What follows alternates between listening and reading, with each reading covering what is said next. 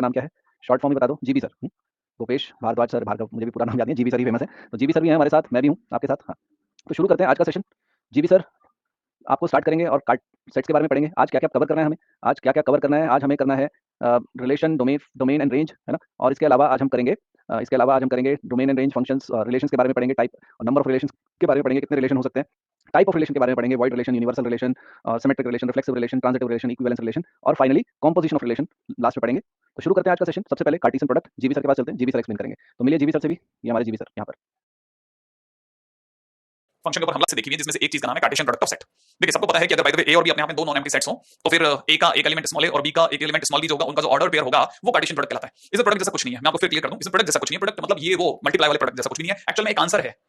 Answer माने एक product एक आंसर है जो कि ऑर्डर पेयर फॉर्म में है, जिसका नाम a, b है, जहां पे a पहले सेट से लिया जा रहा है, b दूसरे सेट से लिया जा रहा है और दोनों को एक साथ रखने की कला, रखना आना या रखना, ठीक है, कार्टेशियन प्रोडक्ट ऑफ सेट्स कहलाएगा। ठीक है, अपने आप में फिर से प्रोडक्ट क्यों बोला गया? बेसिकली ये एक्चुअल में a क्रॉस b से डिनोट किया जाता है। ए क्रॉस बी क्या चीज है सर? भाई ए और बी अपने आप में दो सेट्स हैं, दोनों नॉन एम्प्टी हैं। नॉन एम्प्टी माने भरे में कुछ ना कुछ सही हूं मैं, ठीक है ना? अच्छा ओके। अच्छा, इससे रिलेटेड एक और चीज भी मैं आपको याद दिलाता हूं। अगर जैसे हमारा पहला सेट एबीसी है और दूसरे सेट के अंदर दो एलिमेंट 1,2 है और किसी ने पूछा ए क्रॉस बी क्या होगा सर, तो जितने भी हम ए और बी के एलिमेंट्स में आपस में ऑर्डर्ड पेयर बना सकते हैं वो हमारा आंसर होगा। कहने का क्या मतलब? मैं ए का रिलेशन 1 से कर सकता हूं, ए का 2 से कर सकता हूं, ठीक है। फिर उसी प्रकार बी का 1 से कर सकता हूं, बी का 2 से रिलेशन कर सकता हूं। फिर उसी प्रकार से बी का ऑर्डर पेयर, सॉरी सी का ऑर्डर पेयर में 1 से बना सकता हूं, सी का 2 से बना सकता हूं। इस तरह से मैंने ए के हर एलिमेंट के जितने भी बी मतलब कैपिटल बी से जितने भी एलिमेंट के साथ में ऑर्डर पेयर बनाए जा सकते थे मैंने बना दिया। बट ऑब्वियस बहुत सिंपल सी बात है, तो ये अपने आप में ए क्रॉस बी कहलाएगा। अब किसी ने पूछा कि sir n A cross B क्या चीज है? एन ए क्रॉस बी, हां एन ए क्रॉस बी जिसे हम बोलेंगे number of elements in Cartesian product of set. वो पूछ सकता है कि साहब एन ए क्रॉस बी कितना होगा? तो मेरी तरफ से जवाब होगा एन ए क्रॉस बी का मतलब है number of element in A cross B, ठीक है ना। Cartesian product of set A cross B में कितने नंबर ऑफ एलिमेंट मैं गिन सकता हूं ना, 1 2 3 4 5 6 मैंने 6 एलिमेंट। तो एन ए क्रॉस बी की वैल्यू अगर देखा जाए तो 6 है, ठीक है। और याद भी होना चाहिए, पिछली बार हम लोगों ने 11 की शुरुआत में कर लिया था कि अगर बाय द वे ए में एलिमेंट्स नंबर ऑफ एलिमेंट्स वो अगर पी है और बी में अगर नंबर ऑफ एलिमेंट्स अगर क्यू है, तो एन ए क्रॉस बी में number of element total A cross P cross Q होंगे। एन ए क्रॉस बी में नंबर ऑफ एलिमेंट्स होंगे वो पी क्रॉस क्यू होंगे। द सेम वे इधर भी होगा, तो एन ए क्रॉस बी की वैल्यू कितनी आ गई? 6, राइट।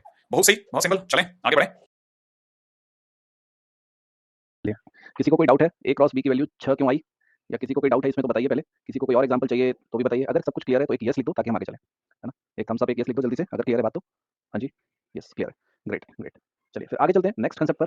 तो चलिए, यस मींस कोई डाउट नहीं है, ग्रेट ग्रेट। तो ए क्रॉस बी का कंसेप्ट सबको क्लियर है। तो नेक्स्ट कंसेप्ट हमारा क्या होगा? नेक्स्ट कंसेप्ट होगा हमारा रिलेशन। तो अब फिर से चलते हैं जीबी सर के पास। कंसेप्ट ऑफ रिलेशन, रिलेशन क्या होता है दो सेट्स के बीच में, समझते हैं। चलिए जीबी सर के पास फिर से। रिलेशन है ना, तो सब रिलेशन के बारे में बात करते हैं। यूं समझिए कि रिलेशन जो है, जो हमने अभी ए क्रॉस बी पढ़ा ना, उसका एक सबसेट है। That's it. अगर मैं आपको वन लाइन में आंसर दूं, कहने का मतलब ए और बी अगर दो सेट्स हो तो एक रिलेशन आर जो है वो ए से बी में, मतलब रिलेशन ऑब्वियसली बात है कहीं से कहीं तो बताएंगे ना हम लोग, तो आर ए से बी में माने रिलेशन आर जो है वो ए से बी में जो होगा वो कुछ नहीं होगा ए क्रॉस बी के सबसेट के अलावा। माने क्या? मैं इस चीज को थोड़ा और एलाबोरेट करके बोलूं तो देखिए अभी हम लोगों ने ए क्रॉस बी बनाया था, आपको याद होगा। तो ए क्रॉस बी में हमारे पास में 6 एलिमेंट आए थे ना, उनमें से किन्हीं भी किसी पे भी हाथ रख लो, मतलब आपने किसी पर भी हाथ रख लिया वो एक रिलेशन है। मान लो आपने किन्हीं 2 पे हाथ रखा वो एक रिलेशन है, किन्हीं 4 पे हाथ रख लिया वो एक रिलेशन है, 6 के 6 उठा लिया वो एक रिलेशन है, कुछ नहीं भी उठाया वो भी एक रिलेशन है। तो याद रख लेना आप छोटी सी बात, क्या कि जो ए क्रॉस बी है हमने अभी जो पढ़ा है, जिसे आप कह रहे थे कि हाँ मुझे आता है, वो अपने आप में उसका कोई भी सबसेट जो होगा वो हमारे लिए काम कर जाएगा, राइट है। तो पहली चीज तो ये पता होनी चाहिए कि आर जो है वो कुछ नहीं है ए क्रॉस बी के सबसेट के अलावा। फर्स्ट थिंग फर्स्ट, सबसे पहले ये लिख लें, ठीक है ना, ताकि अपने को पता है कि ये क्या चीज है, ठीक है। अच्छा, अब मैं थोड़ा सा और आगे एलोबरेटिवली मैं चलना चालू करता हूं कि आखिरकार इस कहानी को और कैसे बढ़ाएं, राइट है। जैसे मान लीजिए ए और बी में टोटल नंबर ऑफ एलिमेंट्स, जैसे मान लेते हैं कि ए में जो है, पहली बात तो अगर बाय द वे ए में एलिमेंट जो हैं वो मान लेते हैं कुछ पी हैं, बी में एलिमेंट क्यू है, तो ए क्रॉस बी में हम लोगों ने देख लिया ए क्रॉस बी में टोटल नंबर ऑफ एलिमेंट्स होंगे वो पी क्रॉस क्यू होंगे, राइट है। लेकिन अगर by the way number of relations की बात की जाए तो number of relations, number of A cross B, number of element in A cross B से बहुत ज्यादा होंगे, ठीक है। याद रखना क्यों? क्योंकि हम उन 6 में से कोई एक भी उठा सकते हैं, कोई 2 भी उठा सकते हैं, कोई 3 भी उठा सकते हैं, कोई भी 3 उठा सकते हैं साहब। तो सोचो हमारे पास कितने परमुटेशन कॉम्बिनेशन बनते जा रहे हैं। तो अगर किसी ने पूछा कि नंबर ऑफ रिलेशंस कितने होंगे, तो हम कहेंगे number of relations is equal to number of subsets. जितने हम सबसेट बना सकते हैं क्रॉस बी से वो सारे के सारे हमारे नंबर ऑफ रिलेशंस होंगे। कहने का क्या मतलब? कहने का मतलब ये कि अगर बाय द वे ए में नंबर ऑफ एलिमेंट्स पी हैं, बी में नंबर ऑफ एलिमेंट अगर क्यू हैं और रिलेशन अगर ए से बी में डिफाइंड है, तो नंबर ऑफ रिलेशंस होंगे वो 2 की power p 2 to the power p dot Q होंगे, ठीक है। हमारे 2 की पावर में p इनटू क्यू हो जाएंगे। अच्छा हां, 2 की पावर p डॉट क्यू, ठीक है। अच्छा, अब जरा इसको थोड़ा सा छोटे तरीके से समझाता हूं। जैसे कहने का मतलब, पहले मैं एक सिंपल एग्जांपल लेता हूं। जैसे ए में मान लो 6 एलिमेंट है, बी में मान लेते हैं 4 एलिमेंट है, तो नंबर ऑफ रिलेशंस ऑब्वियस बात है 2 टू द पावर 6 इनटू 4 माने 2 टू द पावर 24 होंगे, राइट है। ये तो बहुत सिंपल है। अब ये हुआ क्या है, कैसे हुआ है, उसके ऊपर जरा चर्चा कर लेंगे, कैसे और क्या, है ना। जरा क्वेश्चंस के ऊपर चलते हैं, ठीक है। पहले एक बार के लिए जरा धीरे-धीरे चीजों को बढ़ाते हैं। जैसे मान लीजिए मैं एक सिंपल एग्जांपल लेता हूं, ए के नाम पे लेता हूं 1,2 और बी के नाम पे भी लेता हूं 1,2, राइट है। आइए जरा फटाफट से छोटी-छोटी चीजों को क्लिक करते हैं, ठीक है ना। अगर मेरे से किसी ने कहा ए क्रॉस बी क्या होगा, तो मैं कहूंगा ए क्रॉस बी अपने आप में 1 1 1 2 2 1 2 2 होगा, राइट है। ओके, अगर ए क्रॉस बी इतना होगा, बहुत सिंपल है, ए क्रॉस बी तो बहुत आसान है, हम तो सोचा रास्ता ये तो। हां, अब इससे कौन-कौन सी चीजों को हम रिलेशन में डाल सकते हैं। रिलेशन एक्चुअल में सबसेट है ए क्रॉस बी का, तो आप सोचिए कौन-कौन से, अगर बाय द वे पीएनसी की नजर से देखा तो ये चुटकियों का खेल है। हमारे पास में टोटल ए क्रॉस बी के नाम पे 4 एलिमेंट है, मानते हैं 4 है ना। हो सकता है मैंने कुछ भी नहीं चुना तो दुनिया ने उसे नाम दिया 5, लेकिन जिसे आपने 5 बोला वो एक्चुअल में 4 में से किसी को भी नहीं चुनना था। हो सकता है जब मैंने एक-एक को चुना तो आपके लिए 1 1 1 2 2 1 2 2 बना हो, ऐसे बन रहा हो। जब मैंने एक-एक को चुना तो हो सकता है मैंने पहला सेट चुन लिया, दूसरा चुन लिया, तीसरा ऑर्डर पेयर चुन लिया, चौथा ऑर्डर पेयर चुन लिया, हर ऑर्डर पेयर मेरे लिए रिलेशन बन गया। तो ये आपके लिए टोटल कितने रिलेशन बने? 1 2 3 4 आपके लिए। लेकिन अगर बाय द मैथ्स की नजर से देखा जाए तो आपने कुछ नहीं किया, 4 में से किसी एक को चुना। किसी एक को क्या? किसी एक ऑर्डर पेयर को चुना है। हां, 4 में से किसी एक ऑर्डर पेयर को तो चुन रहे हैं, सही बात है। इसी प्रकार से मैं जिस दिन 2 2 वाले ऑर्डर पेयर को चुनूंगा तब भी एक रिलेशन बनेगा। जैसे एक रिलेशन अपने आप में 1 1 1 2 है, जैसे एक रिलेशन अपने आप में 1 1 1 1 1 3 है, सॉरी 1 1 2 1 है, सही है। जैसे एक रिलेशन अपने आप में 1 1 और 2 2 है, जब मैंने इन दो को चुना तो ये रिलेशन आया, इन दोनों को चुना तो ये रिलेशन आया, इन दोनों को चुना तो ये वाला रिलेशन आ रहा है ना। तो कहने का मतलब ये कि मैंने जब भी दो को चुना तो ऐसे रिलेशन आते थे। हाँ, तो अगर देखा जाए तो ऐसे तो मैं कितने रिलेशन बना सकता हूँ। ये तो भी मैंने फर्स्ट वाले को सेकंड वाले से अटैच किया, फिर मैं सेकंड को थर्ड से, सेकंड को फोर्थ से अटैच करूंगा, ऐसे कब तक करता रहूंगा। तो मैंने दिमाग लगाया, मैं चार में से किन्हीं दो सबसेट को, सॉरी किन्हीं दो ऑर्डर पेयर को चुन लेता हूँ। फिर अगली बार मैं चार में से किन्हीं तीन ऑर्डर पेयर को चुन लूंगा, तो total number of relation 4c3 हो जाएंगे। और जिस दिन मैं सबको चुन लूंगा उस दिन 4c4 रिलेशन हो जाएंगे। आप ऐसे चुने या बीटी का यूज करें और सीधे बोलें कि 2 की पावर 4। याद आया आपको? NC0 से लेकर के NC0, NC1, NC3 से लेकर के NCN तक का सम 2 टू द पावर n होता है। याद आया? तो कहने का मतलब ये कि अगर by the way total number of subset, total number of order pair अगर A क्रॉस B में 4 हैं, अगर total number of order pair माने A क्रॉस B में टोटल नंबर ऑफ एलिमेंट्स 4 हैं, तो टोटल नंबर ऑफ रिलेशन 2 की power 4 होंगे। ओ तो रिलेशन में किसी को कोई डाउट है? रिलेशन में किसी को कोई डाउट है? अगर रिप्लाई नहीं आएगा तो मैं अज्यूम करूंगा कि कोई डाउट नहीं है और हम आगे चलेंगे। ठीक है, कोई डाउट हो तो पूछ लीजिएगा। चलिए आगे चलते हैं। हमने अभी तक ये सीखा है कि पीएनसी वाला कंसेप्ट में डाउट है आपको? पीएनसी वाले कंसेप्ट में डाउट है संतोष, या आपको बता रहे हैं कि पीएनसी वाला कंसेप्ट यूज हुआ था? पीएनसी वाला कंसेप्ट नहीं समझ में आया? ओके संतोष। देखो संतोष, जैसे हमने क्या कहा कि मान लो मैं एक नया एग्जांपल से लेकर बता रहा हूँ, है ना?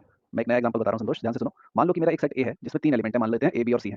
ठीक है, और एक सेट है मेरा बी। ठीक है, सेट बी में कौन से एलिमेंट है? ये 3 है, 1 2 3। ठीक है, तो मैंने कहा कि ए क्रॉस बी क्या होता है? जिस जो भी इनमें पेयर वाइज बन सकते हैं वो सारे के सारे पेयर बना देते हैं हम। कैसे बनाते हैं हम कहते हैं कि A1 A2 A3 B1 B2 B3, comma लगा रहा हूँ मैं यहाँ पर, फिर लिख रहा हूँ B1 B2 B3, फिर क्या हो सकता है तीसरा? C1 C2 और C3। ठीक है, ये ए क्रॉस बी में नंबर ऑफ, ये सारे एलिमेंट्स लिख दिए मैंने। अगर मैं आपसे कहता हूँ एन ए का मतलब होता है number of elements in A, जिसको हम ये भी बोलते हैं cardinality of A. Cardinality of A कितनी है? 3 है, 3 है। नंबर ऑफ एलिमेंट्स ए में कितने हैं? 3 है। नंबर ऑफ एलिमेंट्स बी में कितने हैं? नंबर ऑफ एलिमेंट्स बी में कितने हैं? मैं बोलूंगा 3 है। और number of elements A cross B में कितने हैं? मैं बोलूंगा 3 इंटू 3 9 है ना? ऐसे निकाल सकते हैं ना? अगर इसमें पी एलिमेंट हो, इसमें क्यू एलिमेंट हो, ये हम कर चुके हैं ना कार्डिनैलिटी पी इंटू क्यू, तो यहाँ पर 3 इंटू 3 9 होंगे। अच्छा, अब नेक्स्ट बात हो रही है कि सबसेट्स कितने होंगे? Subsets of A cross B, subsets of A cross B की बात हो रही है। तो सबसेट्स देखो, किसी भी सेट के कितने सबसेट होते हैं? अगर number of subsets of any subsets of set कितने होते हैं? 2 रेज़ टू पावर n। और वो n क्या होता है? n होता है cardinality of that set. Cardinality of that set वो कहां से आया? अच्छा, आप ये पूछना चाह रहे हो कि है ना 2 रेज़ टू पावर n होता है और कार्डिनैलिटी, हां इस केस में n क्या है? हमारा pq है ना? इस केस में नंबर ऑफ कार्डिनैलिटी क्या है? a क्रॉस b की pq है, तो हम बोलेंगे 2 raise to power pq 2 raise to power 9। आपका क्वेश्चन है कि 2 रेज़ टू पावर pq कहां से आया? पीएनसी लगा के कैसे आया? देखो मैं बताता हूँ। अगर मान लो एक एक अब मैं बस आपको इतना बता रहा हूँ कि किसी सेट में, किसी भी सेट है, मान लो सेट ए है जिसमें मेरे पास 3 एलिमेंट है, ए बी 4 एलिमेंट है, जैसे ए बी सी डी, तो इसके सबसेट कौन कौन से होंगे? सबसेट्स कौन कौन से होंगे? इसके दो तरीके हैं करने के। एक तरीका मेथड 1 में बता रहा हूँ, मेथड 1 में बता रहा हूँ, मैं ऐसे लिखने कोशिश धीरे धीरे लिखने की कोशिश करूंगा। मैं कहूंगा एक एक सबसेट ये होगा ए, एक सबसेट होगा खाली बी, एक सबसेट होगा खाली सी, और एक सबसेट होगा खाली डी, है ना? ये 4 सबसेट होंगे ही होंगे इस बड़े ए के। एक अगर मैं दो दो करके ले लूँ, ए बी ए सी, ए और सी ले लिया, ए और डी ले लिया, और बी और सी ले लिया, और क्या ले लिया मैंने? बी और डी ले लिया, और सी और डी ले लिया। ठीक है, तो ये वाले भी, ये भी सारे सबसेट बनेंगे। ऐसे 3 3 करके भी ले सकता हूँ। ए बी सी को ले लिया, और किसको ले लिया? ए और बी और डी को ले लिया। ठीक है, और किसको ले लिया? बी सी डी को ले लिया, बी सी डी को ले लिया। और एक और भी हो सकता है, कौन सा? ए बी सी ले लिया, ए बी डी ले लिया, बी सी डी ले लिया मैंने। एक बार डी को छोड़ा, एक बार सी को छोड़ा, एक बार ए को छोड़ा, एक बार मैं बी को नहीं छोड़ा, तो ए सी डी भी ले सकता हूँ, है ना? ए सी डी भी ले सकता हूँ। ऐसे ही मैं चारों को एक साथ ले लूँ, ए बी सी डी खुद भी एक सबसेट होगा। ऐसे ही एक मैंने वो भी सबसेट ले सकता हूँ जिसमें कोई भी एलिमेंट नहीं लिया, 5 खाली 5। तो ये सारे एलिमेंट्स कितने हैं टोटल? अगर आप काउंट करोगे ये सारे कितने हैं टोटल? 16 आएंगे। मैं आपके सामने काउंट कर लेता हूँ। 1 2 3 4 5 6 7 8 9 10 11 12 13 14 15 एंड 16। 16 कैसे निकाला हमने? फॉर्मूला लगाया 2 रेज़ टू पावर 4, क्योंकि इसमें 4 एलिमेंट थे। 2 रेज़ टू पावर 4 16। अब ये 2 रेज़ टू पावर 4 16 को करने के दो तरीके मैं क्या बता रहा था, या तो 4 में से एक सेलेक्ट करो, मतलब 4 में से कोई सेलेक्ट मत करो। ये कितने हैं? 4c0 है। 4 में से एक सेलेक्ट करो, कितने बेस में कर सकते हैं? 4c1। 4 में से दो सेलेक्ट करो, कितने बेस में कर सकते हैं? 4c2। 4 में से तीन सेलेक्ट करो, 4c3 बेस। 4 में से चारों सेलेक्ट करो, 4c4। 4c0 कितना होता है? 1 होता है। 4c1 4 होता है, 4c2 6 होता है, 4c3 6 होता है, और 4c4 1 होता है ना? देखो 4c4 मतलब चारों में से चारों सेलेक्ट किए, ऐसा एक ही सेट आया। चारों 4c3 4 होता है, मेरी गलती होगी। 4c3 4 होता है, और यहाँ पे 4 ही सेट आए जिसमें 3 3 वाले। 4c2 6 होता है, और 6 ही सेट आए जो 2 2 वाले आए। और अगर आप इनको ऐड करो, हमारी प्रॉपर्टी होती है, हमारी प्रॉपर्टी क्या होती है? nc0 plus nc1 plus nc2 plus nc3 plus nc4 plus plus up till ncn। ये किसके बराबर होता है? 2 रेज़ टू पावर n के बराबर होता है। बाइनोमियल कोएफिशिएंट की प्रॉपर्टी 11th में आपने कर चुके हो, है ना? 11th में आप कर चुके हो। बाइनोमियल कोएफिशिएंट की प्रॉपर्टी होती है। तो इन सबका सम कितना होना चाहिए? 4c0 plus 4c1 plus 4c2 plus 4c3 plus 4c4। इन सबका सम कितना होना चाहिए? 2 रेज़ टू पावर 4। वो हम डायरेक्टली लिख रहे हैं। ये वाला मेथड सर ने बताया था, है ना? एक और तरीका भी हो सकता है इसका, एक और तरीका भी हो सकता है, उसे भी पीएनसी का ही मेथड कहेंगे। अगर मेरा सेट ए है और ए बी सी डी में से कितने पॉसिबल सिलेक्शंस हो सकते हैं, मैं ये बोलूंगा कि मेरे पास कौन कौन सी ऑप्शन है, या तो ए को सेलेक्ट करूंगा या नहीं करूंगा, है ना? या तो ए को सेलेक्ट करूंगा या नहीं करूंगा। तो दो तरीके हैं ए के पास। ए के लिए मेरे पास दो चॉइस है, या तो करूंगा या नहीं लूंगा। बी को भी या तो लूंगा या नहीं लूंगा, दो तरीके। सी को भी या तो लूंगा या नहीं लूंगा, और डी को भी या तो लूंगा या नहीं लूंगा। हर एक के लिए दो दो चॉइस है, तो मैं डायरेक्टली बोल सकता हूँ 2 रेज़ टू पावर 4। तो अब मैं जनरली बोल सकता हूँ, अगर number of elements in set A is P, तो उसके सबसेट्स कितने होंगे? उसके सबसेट्स कितने होंगे? 2 रेज़ टू पावर पी। क्या बात क्लियर है आपको? अभी क्या बात क्लियर है? अभी आपको संतोष? 3 4 तरीके से हमने देख लिया, है ना? संतोष, अच्छा किसका डाउट था? संतोष आपका डाउट आई थिंक क्लियर है अभी, है ना? हाँ, तो अगर किसी को और भी डाउट है तो बताइए, नहीं तो हम आगे चल रहे हैं नेक्स्ट कंसेप्ट पर। चलिए, कोई डाउट नहीं है तो एक क्वेश्चन करते हैं। जीबी सर एक क्वेश्चन कराने वाले हैं। चलिए ठीक है, नेक्स्ट क्वेश्चन जीबी सर से। कहता है कि अगर x अपने आप में 1 2 3 ऐसा ऑर्डर पेयर बनाइए जिसका रिलेशन r जो है वो x, y इस तरह से हो कि x equal to y। Okay, x कहां से चुनना है? देखो रिलेशन r जो है that is a set of x, y। माने मैं ऑर्डर पेयर में जा रहा हूं, और मैं ऑर्डर पेयर में x चुनूंगा यहां से, y चुनूंगा यहां से, और पहला रिलेशन तभी माना जाएगा जब दोनों एलिमेंट सेम हो, बराबर हो। ओके, 1 1 अगला 2 2 अगला 3 3 अगला 4 4। दैट्स इट, हो गया रिलेशन। क्या सिंपल क्वेश्चन है। चलो अगले क्वेश्चन की तरफ चलते हैं। x, y अब रिलेशन इस तरह से ढूंढना है। x फर्स्ट वाले सेट से ढूंढना है, y सेकंड सेट से ढूंढना है, और y x प्लस 1 होना चाहिए। जैसे x अगर 1 है तो y 2 होगा, माने 1 ज्यादा होगा, x से y 1 ज्यादा होना चाहिए। तो देखो अगला 2, अगर मैंने x 2 लिया जो कि मैं ले सकता हूं क्योंकि इसमें 2 आता है, ठीक है, तो y 3 हो गया, 3 इसमें आना चाहिए, आता भी है। अगला 3,4 हो रहा है क्या 4,5 हो रहा है? नहीं नहीं सर 4,5 क्यों नहीं हो रहा? x के नाम पे आप 4 ले सकते हो लेकिन 5 नहीं है ना सर। हाँ तो 4,5 रोक दो, दैट्स इट। कितना सिंपल है। तो इसका मतलब ये कि इस तरह से रिलेशन को बनाना और समझना मुश्किल नहीं है, ठीक है। तो उम्मीद है कि यहाँ तक की बात अभी तक आपको लग रहा होगा कि हाँ थोड़ा थोड़ा क्लिक कर रही है, इसमें बीच का एक पार्ट जरूर थोड़ा सा मेहनत कर रहा, लेकिन वो भी आप में से कई लोगों को क्लिक कर गया होगा, अदरवाइज बाकी तो आपके पास में डेफिनेशन पार्ट है, तो क्वेश्चन तो बनेंगे, उन्हें तो रोक नहीं सकता कोई उनमें से। अच्छा अब रिलेशन में भी एक और चीज है जो ध्यान रखनी है, ठीक है, और वो थोड़ा बहुत पिछले साल भी देखी हुई है, उसका नाम है domain and range of the relation. देखिए एक्चुअली क्या होता है ना, डोमेन जो होता है, हम हर रिलेशन को ऑर्डर पेयर फॉर्म में लिखते हैं, हम हर रिलेशन को ए बी की फॉर्म में लिखते हैं, आपके सामने मैंने पीछे लिखा है, ठीक है। जैसे मैं अगर बाय द वे पिछले वाले में जाकर बताऊं तो हर रिलेशन को ऑर्डर पेयर फॉर्म में लिख रहे हैं ना, तो उसमें जो भी फर्स्ट नंबर पे है रिलेशन बनने के बाद जो भी फर्स्ट एलिमेंट है उनको क्लब करके अगर सेट बना दो तो डोमेन कहलाएगा। कहने का मतलब इस रिलेशन का डोमेन जो भी फर्स्ट नंबर पे है उनको क्लब करके लिख दो, उसका सेट मेरा लिए डोमेन होगा। अगर भाई किसी ने रेंज पूछी इस रिलेशन की तो जो भी सेकंड नंबर पे है वो सब रेंज है, तो सेकंड नंबर पे कौन है 2 3 4, तो that is nothing but the range of the relation, ठीक है। अब यही बात अपन लोग यहां लिख देते हैं कि डोमेन क्या है, फर्स्ट एलिमेंट है किसका, उस ऑर्डर पेयर के कोऑर्डिनेट फॉर्म पे फर्स्ट एलिमेंट का सेट जो है वो अपने आप में डोमेन है, और जो रेंज है वो set of second element of the coordinate of order pair of relation आ रहे हैं। उम्मीद है ये बात यहां थोड़ा सा आपको समझ में आ गई होगी। अब मैं आपके सामने क्वेश्चन लेके आता हूं, ठीक है। पहले क्वेश्चन से रिलेशन बनाएंगे फिर डोमेन और रेंज पता करेंगे, आप पहले लिख लें, राइट। तैयार है? ओके क्वेश्चन लिख रहा हूं, ए और बी दो सेट इस तरह से दिए हैं जो मैंने यहां पे आपके सामने लगा दिए हैं। ए से बी में रिलेशन बनाना है, रिलेशन क्या बनाना है, आर कौन है, एक ऐसा ऑर्डर पेयर, ठीक है ना, order pair such that second element is, है ना, सॉरी उल्टा भी बोल सकते हैं, first element is square of second element, first element should be square of second element, ऐसा बोल दूं, सेकंड एलिमेंट, ठीक है, सेकंड एलिमेंट। देखिए बी कौन है, सेकंड एलिमेंट, वो उसका तो स्क्वायर होगा वो ये होना चाहिए, ठीक है। देखो अब ये बड़ा ऑब्वियस है कि आगे बोल रहा है कि ए पहले सेट से चुनना है, बी सेकंड सेट से चुनना है, तो कहने का मतलब जो आर होगा वो बड़े ध्यान से पहला यूं लिखता हूं, ठीक है ना। मैं पहले रिलेशन को आपको दूसरे फॉर्म में लिखता हूं, जैसे क्या कि मुझे ए और बी वही चुनने की आजादी है जो कि इस तरह से हो कि जो फर्स्ट नंबर पे बैठे वो सेकंड नंबर वाले का स्क्वायर हो। जैसे -4 किसी का भी स्क्वायर नहीं है, तो -4 is not in relation with any element of B, है ही नहीं, -4 किसी का स्क्वायर नहीं, तो मैं इसे चुनूंगा नहीं, तो मतलब मेरे लिए फर्स्ट एलिमेंट ये बेकार हो गया।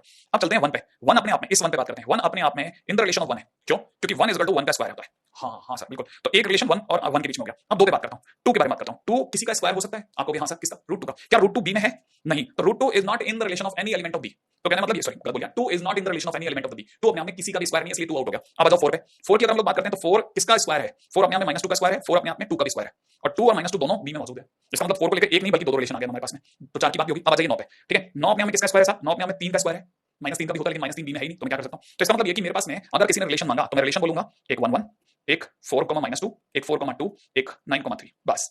आप इसमें हर ऑर्डर पेयर इसी तरह पाएंगे कि ए जो है वो बी का स्क्वायर है, ए कौन, जैसे ये ए है ये बी है, तो अपने आप में कह सकता हूं कि 4 इज 2 का स्क्वायर। हाँ हाँ सर हाँ एग्जैक्टली क्लिक कर रहा है, दिखता है सामने से, बिल्कुल ऐसे ही बोल बोल करके धीरे धीरे क्वेश्चन आपको बनाना है शुरू में। तो मेरा कहना वो बहुत टाइम टेकिंग नहीं है, मेरे को जरूर आपसे के साथ में ज्यादा समय लग रहा है क्योंकि मेरे को हर तरह के आदमी को पकड़ना है, ठीक है। तो फिलहाल ये वाली बात यहाँ तक पकड़ना होगी, ओके। तो मेरा रिलेशन पकड़ना है, तो फर्स्ट थिंग मैंने आपका पहला काम कर दिया है रिलेशन का, मैंने रिलेशन आर तो मैंने सेट कर दिया। अब आ जाइए डोमेन ऑफ आर पे, डोमेन मतलब पहला पहला पहला, तो देखिए फर्स्ट 1 4, फिर 4 को दोबारा आ रहा है तो रिपीट करने की जरूरत नहीं है, और 9। अब आते हैं रिलेशन आर के रेंज पर, ठीक है। तो अगर भाई रेंज की बात करिए तो सेकंड एलिमेंट है वो है 1 -2 2 और 3, तो रेंज इज दिस। मेरा मतलब आपको डोमेन और रेंज को लेकर जो भी बातें, तो कोई डाउट किसी को किसी एग्जांपल में या डोमेन और रेंज में तो बताइए। नो डाउट्स, ठीक है। आगे चलते हैं, अगर डाउट नहीं है तो। अगला कंसेप्ट है हमारा inverse of relation. Inverse of relation बड़ा ही सिंपल चीज है ना, यहाँ पर शुरू हो गया इनवर्स ऑफ रिलेशन। देखो डेफिनेशन अभी बाद में देखते हैं, पहले एक एग्जांपल से देखते हैं। मान लो एक रिलेशन है मेरा जिसमें पेयर वाइज क्या है मेरे पास, जो रिलेशन दिए हुए हैं वो दिए हैं 1 2 2 5 और 3 9, ठीक है।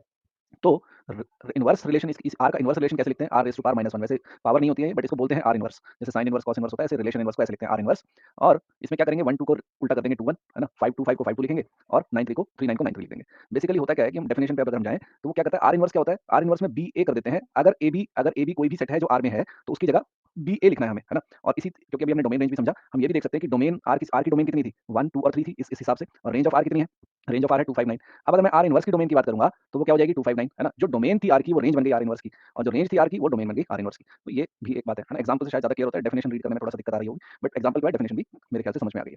कोई डाउट हो तो फील फ्री पूछ लेना, है ना। ये इनवर्स है, इनवर्स के बाद यहाँ पे कुछ एग्जांपल भी दिए हुए हैं, जैसे मान लीजिए यहाँ पर और सारी कहानी पे मत ध्यान दीजिए, अभी इस पे ध्यान दीजिए। अगर मेरा आर ये है तो आर इनवर्स देखिए क्या किया हमने, हर एलिमेंट को उल्टा कर दिया है। 2 4 था तो 4 2 कर दिया, 4 3 था तो 3 4 कर दिया, 6 2 था तो 2 6 कर दिया, 8 1 था तो 1 8 कर दिया। इसी तरह यहाँ देखिए ये एक रिलेशन था आर, उसका इनवर्स करते हैं यहाँ पर भी, है ना। आर इनवर्स यही है, ठीक है। आगे चलते हैं, अब हम चल रहे हैं टाइप्स ऑफ रिलेशंस के ऊपर। देखो टाइप्स ऑफ रिलेशंस हम step by step category wise पढ़ेंगे। सबसे पहले हम 3 तरह के रिलेशंस पढ़ेंगे, कौन-कौन से, एक तो आइडेंटिटी रिलेशन, आइडेंटिटी रिलेशन, फिर हम क्या पढ़ेंगे, वॉइड रिलेशन, और फिर हम पढ़ेंगे यूनिवर्सल रिलेशन, ठीक है। Identity relation, void relation, universal. उसके बाद दूसरी कैटेगरी पढ़ेंगे, उसमें भी 3 रिलेशन है मेरे, कौन-कौन से हैं, एक है हमारा रिफ्लेक्सिव, रिफ्लेक्सिव, फिर है हमारा सिमेट्रिक, सिमेट्रिक, लास्ट है ट्रांजिटिव। ट्रांजिटिव, ठीक है। और एक चौथा भी है, वो इन तीनों का कॉम्बिनेशन होता है, उसे बोलते हैं इक्विवेलेंस रिलेशन, इक्विवेलेंस रिलेशन, ठीक है। और मे बी फिफ्थ कैटेगरी भी मान लो anti equivalence relation, anti equivalence, ठीक है। तो पहले हम ये कैटेगरी पढ़ेंगे 3 वाली, फिर ये 5 करेंगे, इनमें से ये 3 मेन इंपॉर्टेंट है, बाकी दोनों उसी के भाई-बहन हैं, ठीक है। और फिर लास्ट में हम पढ़ने वाले हैं आज कंपोजिशन ऑफ फंक्शंस। तो आइडेंटिटी रिलेशन वॉइड या यूनिवर्सल कोई भी जब अगर हम पढ़ रहे हैं, अभी तक हमने जितने भी रिलेशंस की बात कर रहे थे, तो याद होगा आपको हम एक सेट लेते थे ए, है ना? और एक सेट लेते थे बी, और सेट ए से बी में रिलेशन देखा जाता था हमेशा। जैसे मैं कहता था यहाँ पर एलिमेंट्स हैं एबीसी, यहाँ पर ले लिया 1 2 3 और इस तरह से रिलेशन देखता था। अभी मैं क्या कर रहा हूँ, जो रिलेशंस की बात कर रहा हूँ, ये आइडेंटिटी, वॉइड और यूनिवर्सल आगे जितने भी मैं बात कर रहा हूँ, इसमें मैं ए और बी अलग-अलग सेट नहीं लूँगा पहली चीज़। मैं इसमें ए और बी को सेम सेट लूँगा, ठीक है। एक्चुअली मैं क्या कर रहा हूँ, रिलेशन किसमें देख रहा हूँ मैं? रिलेशन देख रहा हूँ सेट का एलिमेंट का सेट के एलिमेंट्स के ही साथ, ठीक है। तो अगर यहाँ पर ए सेट ए है तो बी सेट भी ए ही है, एबीसी है तो यहाँ भी एबीसी है। पहली चीज़, अब मेरे रिलेशंस जो है, मैं ये कह रहा हूँ कि कैसे रिलेटेड है सेट के एलिमेंट्स उसी सेट से, उसी सेट के एलिमेंट से, इस तरह से बात कर रहा हूँ। तो ए और बी सेम बन गए हैं, पहली चीज़, ठीक है। अब आइडेंटिटी रिलेशन की बात हो रही है। आइडेंटिटी रिलेशंस हमने देखो डेफिनेशन क्या करी है, रिलेशन ऑन सेट ए। जब भी मैं कह रहा हूँ वर्ड यूज़ कर रहा हूँ रिलेशन ऑन सेट ए, इसका मतलब है सेट ए से सेट ए पर रिलेशन ड्रॉ किया गया है, ठीक है। अब सेट ए क्या है ये अभी हमें बताया नहीं गया है ना। Relation on set A identity relation क्या होता है कि अगर हर एलिमेंट उसी से लिंक्ड हो। एक मैं एग्जांपल से समझा देता हूँ तीनों। मान लो मैंने एक सेट ए लिया और उसमें मैंने क्या लिया, ए ए बी सी, उसमें 3 एलिमेंट ले लिए, मान लीजिए ए बी सी। अब और अगर मैं 2 सेट मान रहा हूँ तो ए क्रॉस ए में कितने एलिमेंट्स होंगे, कोई बता सकता है? ए क्रॉस ए में कितने एलिमेंट्स होंगे, कोई बता सकता है यहाँ पे चैट में लिख के? अगर सेट ए है ए बी सी तो ए क्रॉस ए में कितने एलिमेंट्स होंगे, क्या कोई बता सकता है यहाँ पर? हाँ जी, हाँ, बिल्कुल ठीक है। संतोष का आंसर बिल्कुल ठीक है, 9 होंगे। संदीप 8 नहीं होंगे, चंदा 8 3 नहीं होंगे, 9 होंगे। देखो ए क्रॉस ए का मतलब क्या है कि ए से ए में एलिमेंट बन रहा है। तो ए में भी 3 एलिमेंट है एबीसी और बी में भी 3 एलिमेंट है एबीसी। तो ए क्रॉस ए में कितने होते हैं? अगर ए में एलिमेंट होते थे, बी में क्यू एलिमेंट होते तो ए क्रॉस ए में पी क्यू होते थे। क्योंकि अब दोनों में सेम है, पी और पी दोनों में सेम है, तो पी स्क्वायर एलिमेंट्स होंगे, पी स्क्वायर एलिमेंट्स होंगे और इसलिए हम बोलेंगे 3 into 3 9 एलिमेंट्स होंगे, है ना? ए में भी 3 है, दूसरे ए में भी 3 है तो 3 स्क्वायर हो जाएगा, 3 into 3 पी into की जगह 3 into 3 9 एलिमेंट्स होंगे। अगर आप जानना चाहते हैं तो कौन से वो 9 एलिमेंट होंगे, मैं लिख भी देता हूँ। ए क्रॉस ए में क्या-क्या एलिमेंट होंगे? A B, A C, B A, B B, B C, C A, C B, C C. मैंने थोड़ा कॉमा-वॉमा लगा के नहीं लिखा है बस। बाकी मेरे ख्याल से आपको समझ में आ गया ये 9 एलिमेंट्स में कौन सी बात कर रहा हूँ, ठीक है। यही 9 एलिमेंट्स होंगे ए क्रॉस ए में, ठीक है। अब अगली बात मेरी क्या आ रही है कि इसके कोई भी रिलेशन जो होगा वो क्या होगा? रिलेशन क्या होता है? ए क्रॉस ए का सबसेट होता है ना? रिलेशन क्या होता है? ए क्रॉस ए का सबसेट्स। तो नंबर ऑफ रिलेशंस, कितने रिलेशंस पॉसिबल हैं? ए ऑन ए में कितने रिलेशंस पॉसिबल हैं? टोटल पॉसिबल रिलेशंस कितने हैं, कोई बता सकता है? पॉसिबल रिलेशंस कितने हैं ए क्रॉस ए में? कोई बता सकता है कितने रिलेशंस पॉसिबल हैं यहाँ पर?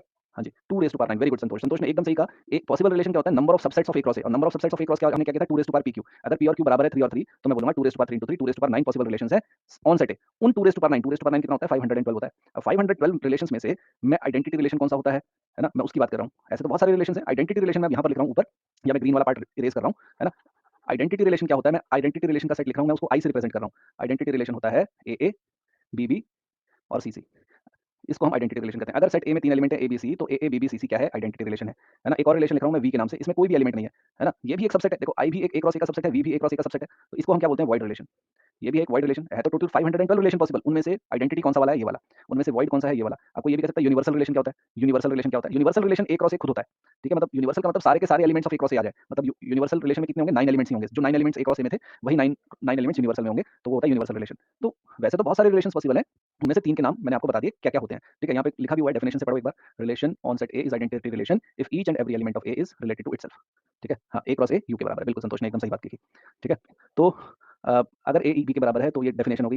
रिलेशन आर क्या होगा? ए बी, अगर ए बी के बराबर है और ए बी दोनों ए से बिलोंग करते हैं, है ना? चलिए नेक्स्ट रिलेशन क्या है हमारा? Void relation. वॉइड रिलेशन मैंने ऐसे बताया जैसे उसमें एक भी एलिमेंट नहीं होता। फाई का मतलब कुछ भी नहीं है उसमें, ठीक है। तो एक यहाँ पे रियल लाइफ एग्जांपल दिया हुआ है। एग्जांपल देखो यहाँ पर क्या दिया है, वो कह रहा है कि सेट ए है जिसमें स्टूडेंट्स हैं बॉयज स्कूल के, है ना? अब ऐसे रीड करने में दिक्कत आ रही है तो ऐसे समझ लो कि एक बॉय 1 है, एक बॉय 2 है, एक बॉय 3 है, एक बॉय 4 है, ऐसे बहुत सारे बॉयज हैं। बॉय मान लो 200 बच्चे हैं स्कूल के अंदर, बॉय स्कूल में, तो मान लो कि 200 स्टूडेंट्स हैं। ये सेट है पूरा किसका? सेट ए है ये हमारा। वो कह रहे हैं कि रिलेशन कैसे डिफाइन किया? Relation R A B is sister of A and A B belongs to A. ऐसे 2 बच्चे इस स्कूल में जो आपस में उनमें से एक दूसरे की बहन हो। अब अगर ये बॉयज स्कूल है तो ये सारे बॉयज हैं। अगर ये सारी बॉयज है तो बहन तो हो ही नहीं सकती। तो रिलेशन आर में कितने सेट्स होंगे? कितने पेयर होंगे? कोई भी पेयर नहीं होगा। 5 होगा, इसलिए हम बोलेंगे वॉइड रिलेशन, ठीक है। ये रियल लाइफ एग्जांपल में समझा दिया। आर इज इम्पॉसिबल और इम्पॉसिबल रिलेशन को ही हम वॉइड कहते हैं, बिल्कुल ठीक है ना? कोई डाउट है किसी को तो बताइए। लास्ट हम universal relation, universal R A cross A के बराबर आ जाए। जब सारे के सारे एलिमेंट के पेयर्स आर में आ जाए तो उसे हम बेसिकली ए क्रॉस ए को ही हम यूनिवर्सल रिलेशन बोलते हैं। यहाँ पे भी एक एग्जांपल दिया है कि ए क्या है? सेट ऑफ रियल नंबर्स है और हम क्या करें? Mod A minus be greater than 0 अगर है तो वो रिलेशन में होना चाहिए। अब देखो किसी का भी मॉड क्या होता है? हमेशा ही 0 या 0 से बड़ा होता है ना? तो ये तो ऑलवेज ट्रू है। जो चीज़ हमेशा ट्रू होगी तो इसका मतलब जितने भी पेयर हो सकते हैं ए और बी के रियल नंबर में से वो सब आ जाएंगे, और अगर वो सब आ जाएंगे तो हम बोलेंगे ये क्या है? यूनिवर्सल रिलेशन है, ठीक है। सारे के सारे पेयर, 9 पेयर नहीं बोलेंगे, बोलेंगे ऑल पेयर्स इस केस में। अच्छा, पुराने की बात कर रहे हैं, ठीक है। कोई डाउट है किसी को तो बताइए। यूनिवर्सल में अगर कोई और एग्जांपल देना है तो बताइए, है ना? मैंने 3 रिलेशन की बात की अभी, आइडेंटिटी, वॉइड और यूनिवर्सल। तीनों और एक और एग्जांपल समझा दीजिए। हाँ जी, किसको समझा दूँ? तीनों का एक एग्जांपल दे दूँ संदीप? Yes sir. जी, देखो संदीप मैं एक एग्जांपल बड़ा नहीं लूँगा। मैंने मान लीजिए एक सेट ए है जिसमें मैंने लिया 2 एलिमेंट लिए 1 और 2, ठीक है? तो ए क्रॉस ए सेट क्या बनेगा मेरा? ए क्रॉस ए सेट में बनेंगे 4 एलिमेंट्स, एक तो बनेंगे 1 1, एक 1 2, एक 2 1 और एक 2 2, ठीक है? इसमें अगर कोई डाउट है तो बताइए, है ना? 1 1 1 2 2 1 2 2, ठीक है? अब मैं इसके, अब देखो ये 4 सेट A क्रॉस A में 4 है ना? तो इसका मतलब ये है कि इसके सबसेट्स कितने हो सकते हैं? इसके सबसेट्स हो सकते हैं 2 रेज़ टू पावर 4 16। एक्चुअली मैं A ऑन A में 16 रिलेशन बना सकता हूँ। जैसे कि मैं आपको एग्जांपल बता रहा हूँ, एक रिलेशन क्या हो सकता है, मैं सिर्फ 1 1 को ले लूँ, है ना? ये एक एग्जांपल है एक रिलेशन का। दूसरा रिलेशन क्या हो सकता है, मैंने 1 1 को लिया और 1 3 को ले लिया, ठीक है? ठीक है? ऐसे बहुत सारे ले सकता हूँ मैं रिलेशन, ऐसे कितने टोटल 16 ही बना सकता हूँ। अगर आप काउंट करोगे तो 16 के अलावा नहीं बना पाओगे आप कुछ भी, है ना? मतलब क्या आप एक-एक करके सारे लोगे, 1 2 करके लोगे, 3 3 करके, 4 4 करके। तो उनमें से मैंने एक रिलेशन लिखा R3 स्पेशली, और वो रिलेशन क्या लिखा मैंने 1 1 2 2 और 3 3, 1 1 और 2 2। अच्छा 1 3 तो मैंने गलत लिख दिया, मेरी गलती हो गई। यहाँ पे 1 3 नहीं लिख सकता मैं क्योंकि 1 3 तो है ही नहीं। 1 1 और 1 2 भी एक रिलेशन है, 1 1 और 2 2 भी एक रिलेशन है। एक रिलेशन ऐसा भी है जिसमें कुछ भी नहीं है। एक रिलेशन R5 में ऐसा लिख रहा हूँ जिसमें 4 एलिमेंट है, कौन-कौन से? 1 1 2 2 1 2 और 2 1, ठीक है? एक रिलेशन मैं ऐसा भी लिख सकता हूँ R6 जिसमें मैं लिख रहा हूँ कि 2 1 है और 2 2 2 है, ठीक है? ऐसे बहुत सारे ऐसे टोटल 16 रिलेशन हो सकते हैं। ये मैं अब 16 के 16 नहीं लिख के दिखाऊँगा। उन 16 में से ये जो R4 देख रहे हो आप, इसको हम बोलते हैं वॉइड रिलेशन, ठीक है? जो R5 आप देख रहे हो ना, ये क्या है? ये इसको बोलते हैं यूनिवर्सल रिलेशन। और देखो तो यूनिवर्सल रिलेशन और A क्रॉस A की तो बात है, उसमें भी 4 एलिमेंट है, इसमें भी 4 है। और जो R3 आप देख रहे हो, इसको बोलते हैं आइडेंटिटी रिलेशन, आइडेंटिटी रिलेशन। क्या बात क्लियर है? क्या बात क्लियर है संदीप? ऐसे 16 रिलेशन हो सकते थे, पर मैं सिर्फ इन 3 की बात कर रहा हूँ, ठीक है? अगर क्लियर है तो एक येस लिख दो ताकि हम आगे चलें संदीप। अगर क्लियर नहीं है तो फिर एक बार अनम्यूट करके क्लियर है, यस। चलिए आगे चलते हैं। अगली 3 चीज़ें हमें क्या सीखनी है? अगली 3 हमें चीज़ें से पहले हम एक एप्लीकेशन देखते हैं इसकी, फिर हम अगली 3 कैटेगरी में चलेंगे, रिफ्लेक्सिव, सिमेट्रिक और ट्रांजिटिव पे, ठीक है? हाँ, चलिए आगे फिर से जीपी सर के पास। Next title is very very very sir. Actually क्या है, जो सबसे ज्यादा एक तरह से कंपटीशन एग्जामिनेशन में रिलेशन चैप्टर में जो सबसे ज्यादा क्वेश्चन पूछे जाते हैं, इवन शायद बोर्ड्स में भी, ठीक है? तो वो अब जो आगे हम लोग तकरीबन 3 4 टाइटल पढ़ेंगे उन्हीं से होंगे। तो इसका मतलब ये कि सजग रहना, अवेयर रहना, रहेंगे ऑब्वियस, वो तो अपन रहते ही है। क्या रिफ्लेक्सिव रिलेशन क्या है? देखिए खुद का खुद से रिलेशन अगर मैं आपको सही ढंग से बताऊं तो, ठीक है? और तकरीबन बोर्ड के हिसाब से देखा जाए तो 4 मार्क या 6 मार्क का क्वेश्चन आने वाला है इसी से आता है। मतलब अब जो मैं 4 चीजें बताऊंगा उन्हीं में से आएगा। तो आपको एक एक चीज को बहुत गहराई से, बहुत धीरे धीरे समझना है। शुरू में हो सकता है नहीं आए समझ में, लेकिन आ ही जाएगा। लेकिन ऐसा भी हो सकता है कि शुरू से आ जाए, ध्यान रखना। तो एक रिलेशन अपने आप में ए से, ए जो सेट है उसमें डिफाइंड हो, वो रिफ्लेक्सिव कहलाएगा अगर हर एलिमेंट जो हो वो अपने खुद के एलिमेंट से, अपने खुद के एलिमेंट से रिलेट कर जाए, माने ए से रिलेट कर जाए, ध्यान रखना, ठीक है? अपने खुद के एलिमेंट से रिलेट कर जाए, बड़े ध्यान से समझेगा, ठीक है? A relation R is reflexive if A, A belongs to relation R, ठीक है? belongs to relation R, जबकि A सेट A से हो, B है ही नहीं, A ही है दोनों में, दोनों A से ही हो, है ना? और जो आइडेंटिटी रिलेशन हो वो उसका एक सबसेट हो। आइडेंटिटी रिलेशन क्या है? किसका सबसेट हो? इस रिलेशन का सबसेट हो। किस रिलेशन का? जो रिफ्लेक्सिव है। माने आइडेंटिटी रिलेशन रिफ्लेक्सिव रिलेशन का सबसेट है। हाँ, ये बात लिखी है उन्होंने। अच्छा, यहाँ छुपा करके नहीं, आगे भी लिखा बेचारे ने। I is identity relation on ए। क्या है कहानी? कहानी समझाता हूँ ना।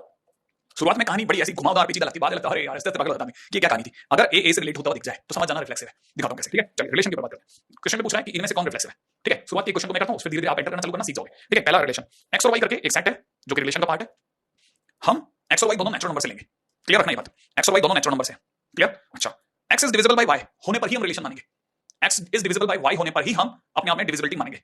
अच्छा, लेकिन रिफ्लेक्सिव होने पर, फॉर रिफ्लेक्सिव रिलेशन, अगर किसी ने बोला रिफ्लेक्सिव रिलेशन, ठीक है? तो मेरे लिए यही लाइन बन जाएगी x is divisible bye x, x is divisible bye x। क्या कोई भी नंबर खुद से डिविजिबल होता है? अगर होता है तो ये रिलेशन रिफ्लेक्सिव मान लिया जाएगा, वरना मना कर देंगे। दिखाता हूं कैसे, ठीक है? ध्यान रखना, खुद का खुद से माने जो दूसरा एलिमेंट है वो भी वापस x ही बन जाएगा क्योंकि a से a में जाना है। तो इसका मतलब x is divisible bye x है, समझना। अब 1 अगर x अगर 1 है तो y भी 1 है। क्या 1 1 से डिविजिबल है? हां है, बराबर है। अगर 2 की बात करते हैं तो 2 के लिए दूसरा नंबर भी 2 ही बनेगा, तभी रिलेशन में काउंट होगा। तो आंसर सोचिए 2/2 क्या डिविजिबल माने 2 2 से डिविजिबल है? आपको हां डिविजिबल है सर, 1 आता है आंसर। एग्जैक्टली। तो अगर देखा जाए 3 3 4 4 and so on, there is a lot of another order there yet to come. तो कहने मतलब ये कि x is divisible by y is an reflexive relation। क्यों? क्योंकि मैं y की जगह x रख रहा हूं। मेरे को x x के नाम से रिलेशन चाहिए, x x के नाम से, और x x एक रिफ्लेक्सिव रिलेशन माना जाएगा अगर आंसर बराबर आता है तो, ठीक है? थोड़ा सा शब्दों के अंदर थोड़ा जोर देने वाली चीज है। अच्छा, तो मेरे को लग रहा है थोड़ी सी कंफ्यूजन भी लास्ट सेशन में भी आई थी स्टूडेंट्स को। बस एक बात, सिंपल सी बात ये याद रखिए, अगर सेट A 1 2 3 है ना? तो आइडेंटिटी रिलेशन क्या होगा? वो होगा 1 1 2 2 और 3 3। आइडेंटिटी तो सबको पता चल गया मेरे ख्याल से, कोई डाउट नहीं है। अब ऐसा कोई भी रिलेशन जिसमें ये तीनों एलिमेंट हो, ऐसा कोई भी रिलेशन जिसमें ये तीनों बैठे हों, वो रिफ्लेक्सिव कहा जाएगा, ठीक है? बस इतनी सी बात है। देखो क्या R1 में ये तीनों बैठे हुए हैं, ये बैठा 1 1, ये बैठा 2 2, ये बैठा 3 3। अगर ये तीनों बैठे हैं तो ये रिफ्लेक्सिव होगा क्या? बिल्कुल होगा, हाँ। R2 में बात करते हैं, क्या 1 1 बैठा है? बैठा है। क्या 2 2 बैठा है? बैठा है। क्या 3 3 बैठा है? नहीं बैठा। 3 3 तो मिसिंग है। 3 3 क्या है? मिसिंग है, बैठा ही नहीं है। अगर नहीं बैठा है तो रिफ्लेक्सिव नहीं कह सकते। तीनों के तीनों को बैठना जरूरी है, आइडेंटिटी के सारे एलिमेंट का बैठा रहना जरूरी है।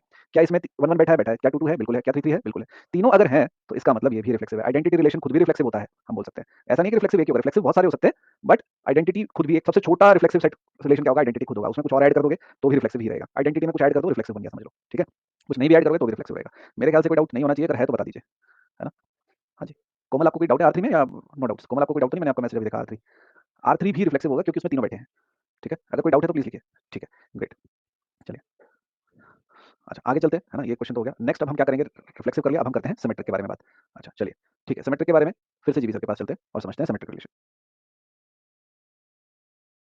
पहले रिफ्लेक्सिव ए का ए से, अच्छा बोला नहीं। सिमेट्रिक रिलेशन आर जो होगा वो तब कहलाएगा किसी भी सेट ए में जब ए और बी अगर रिलेशन में आते हो तो बी और ए भी उसी रिलेशन में वापस आ जाए। कहने का क्या मतलब है? कहने का मतलब ये है कि जैसा ए से बी का रिलेशन हो वैसा ही बी का ए से भी हो, ठीक है? इसको लिख लेते हैं, A related to B implies B related to A. A अगर ई से रिलेट कर रहा है तो in the same relation B has to related with A. Then we will call that a, b is a part of symmetric relation. ठीक है, पहले आप यहां तक लिख लो समझ में आ जाएगा धीरे-धीरे। ठीक है, अभी देखो साहब, जगह पहले हम लोग कोई R1 की बात करते हैं, इनमें से कौन सिमेट्रिक बनेगा? सिमेट्रिक बनने की कहानी तभी होगी जैसे 1 1 लिखा, तो इसे दिमाग में कैसे पढ़ा? 1 रिलेटेड टू 1। क्या मैं इसका मतलब, देखो अब ऐसे समझो, ऐसे 1 रिलेटेड टू 1, पीले वाला 1 व्हाइट वाले 1 से रिलेटेड है। क्या आप जानते हैं? तो इसका मतलब ये कि व्हाइट वाला 1 रिलेटेड टू पीले वाला 1, रिलेटेड टू पीले वाला 1। अरे भैया, ये पीला और सफेद तो आपके मेरे लिए है ना, 1 और 1 तो सेम है। हाँ, इसका मतलब ये कि अपने आप में सिमेट्रिक रिलेशन है। ये वाला 1 और वो वाला 1 लिखो, या वो वाला 1 और ये वाला 1 लिखो, एक ही बात है। हाँ, कोई फर्क नहीं पड़ता, इन दोनों की पैरिटी है इसमें। तो 1, 1 लिखने का मतलब दोनों 1 लिखे गए हैं एक साथ में, ये दोनों मौजूद हैं। ठीक है, क्यों? क्योंकि दो बार नहीं लिखते। एनीवे, अच्छा अब आगे चलो, अगर 1, 2 मौजूद है रिलेशन में, 1, 2 अगर पार्ट ऑफ R है, देन 2, 1 पार्ट ऑफ रिलेशन होना चाहिए, तब मैं इसे सिमेट्रिक मान लूंगा। अब मैं क्वेश्चन में देखता हूं 1, 2 के साथ क्या 2, 1 मौजूद है? हाँ सर है। अगर है तो इसका मतलब यहां तक तो कहानी सिमेट्रिक है, यहां तक तो दोनों मौजूद है, दोनों मौजूद माने पार्ट ऑफ R। ठीक है, वैसे 1, 3 भी मौजूद है और इसका ट्विस्ट भी मौजूद है, दोनों मौजूद है, दोनों, अरे एक तो हिंदी, दोनों मौजूद है, ऐसे लिख लेते हैं, मतलब दोनों अवेलेबल। ठीक है, तो कहना मतलब ये कि हमारे पास में जो भी अभी तक मिले वो सब और उनका ट्विस्ट दोनों मौजूद है। ओके, तो इसका मतलब ये अपने आप में कैसा सिमेट्रिक है? हाँ है, सिमेट्रिक है, yes it is a symmetric relation. दूसरे वाले पे चलते हैं, 1, 1 लिखने का मतलब ये और इसका ट्विस्ट दोनों मौजूद है। हाँ, ये वाला पार्ट सही है। 1, 2 मौजूद है, 2, 1 मौजूद है, बिल्कुल दोनों अवेलेबल है, अभी तक भी सही है। लेकिन 1, 3 मौजूद है but 3, 1 is not available, not relation implies not symmetric. खत्म, बात रोक दो वहीं भैया, 3, 1 नहीं है, हटा लो तेरा। अच्छा, मतलब ये कि अभी तक सही चल रहा था, लेकिन इसकी वजह से सारी गाली बिखर गई। एग्जैक्टली, अब समझो जैसे ये 1, 1 और इसका ट्विस्ट 1, 1 दोनों एक में छुपे हुए हैं, 2, 2 और 2, 2 सेम एक में मौजूद है, तो कहना मतलब yes it is symmetric. Okay, तो याद रखना, अगर जो रिलेशन ए से बी की तरफ लेके जाता है वही रिलेशन अगर मुझे बी से ए में ले आएगा तो मैं सिमेट्रिक सिटी कहां पर दूंगा? थोड़ा थोड़ा और आगे चलते हैं, धीरे धीरे सीख रहे हैं। ठीक है, आता जाएगा, सीखते जाएंगे, अगले पे बढ़ते जाएंगे। Next, check which of the following is symmetric relation? X अपने आप में वाई से डिविजिबल है। ओके, रिलेशन तभी बोला जा रहा है जब एक्स वाई से डिविजिबल हो। ठीक है ना, जैसे मैं आपके सामने रखता हूं तो इसे कैसे सोचेंगे? एक्स इज डिविजिबल बाय, ठीक है, X is divisible by Y. अगर इसका मतलब Y is also divisible by X हो, then X related to Y is symmetric. हम ये कहेंगे कि अगर एक्स वाई से डिविजिबल है और अगर यही बात मुझे कैसे भी समझा दे कि वाई भी एक्स से डिविजिबल होगा, तो मैं मान जाऊंगा कि वाई सिमेट्रिक है। जैसे जैसे फॉर एन एग्जांपल, मैंने आपके सामने कहा कि 6 इज डिविजिबल बाय 3, तो 6 और 3 दोनों अपने आप में नेचुरल नंबर हैं। हाँ है, बिल्कुल है, क्योंकि 6, 3 अपने आप में नेचुरल नंबर है, दोनों नेचुरल नंबर है। और 6 इज डिविजिबल बाय 3, 6, 3 लिखने का मतलब मेरी आंखें ऊपर लिखी हुई लाइन के अकॉर्डिंग पढ़ करके मेरे को बता सकती हैं कि 6 इज डिविजिबल बाय 3 लिखा है। ऑर्डर पेयर में तभी फंसेगा जब ये लिखा जाएगा कि 6 इज डिविजिबल बाय 3। क्या आप उल्टे के लिए तैयार हैं? 6, 3 इज मैं देखो लिख रहा हूं, है ना, is a part of relation, but 3, 6 is not relation. क्यों? क्योंकि 3 डिविजिबल बाय 6, 3/6 करने पर कंप्लीट नंबर नहीं आता। हाँ, तो कहना मतलब ये कि as 3 is not divisible by 6, क्योंकि 3 6 से डिविजिबल नहीं है, 6 3 से डिविजिबल है, लेकिन उल्टा करने पर नहीं है, इसलिए मैं मना कर दूंगा। नहीं साहब, दुनिया में हर किसी के लिए बात सत्य नहीं है, किसी किसी के लिए हो सकती है, 15 15 के लिए हो सकती है, 16 16 के लिए हो सकती है, लेकिन 15 और 3 के लिए सही है, लेकिन 3 और 15 के लिए सही नहीं है। हाँ, ये बात आपको समझ में आनी चाहिए। ये अगर पूरी लाइन लिखिए, इसका मतलब ये इट इज फॉर ऑल, ऐसे 2 या 3 के लिए सही है ऐसा नहीं। तो इसका मतलब ये कि मैं क्या बोलूंगा, हेंस, है ना, हेंस नॉट सिमेट्रिकल। ये बात यहां लिख देते हैं, hence given relation is not symmetric. बस मुझे एक एग्जांपल देना और मैं आगे बढ़ूंगा। ठीक है, अगले पॉइंट।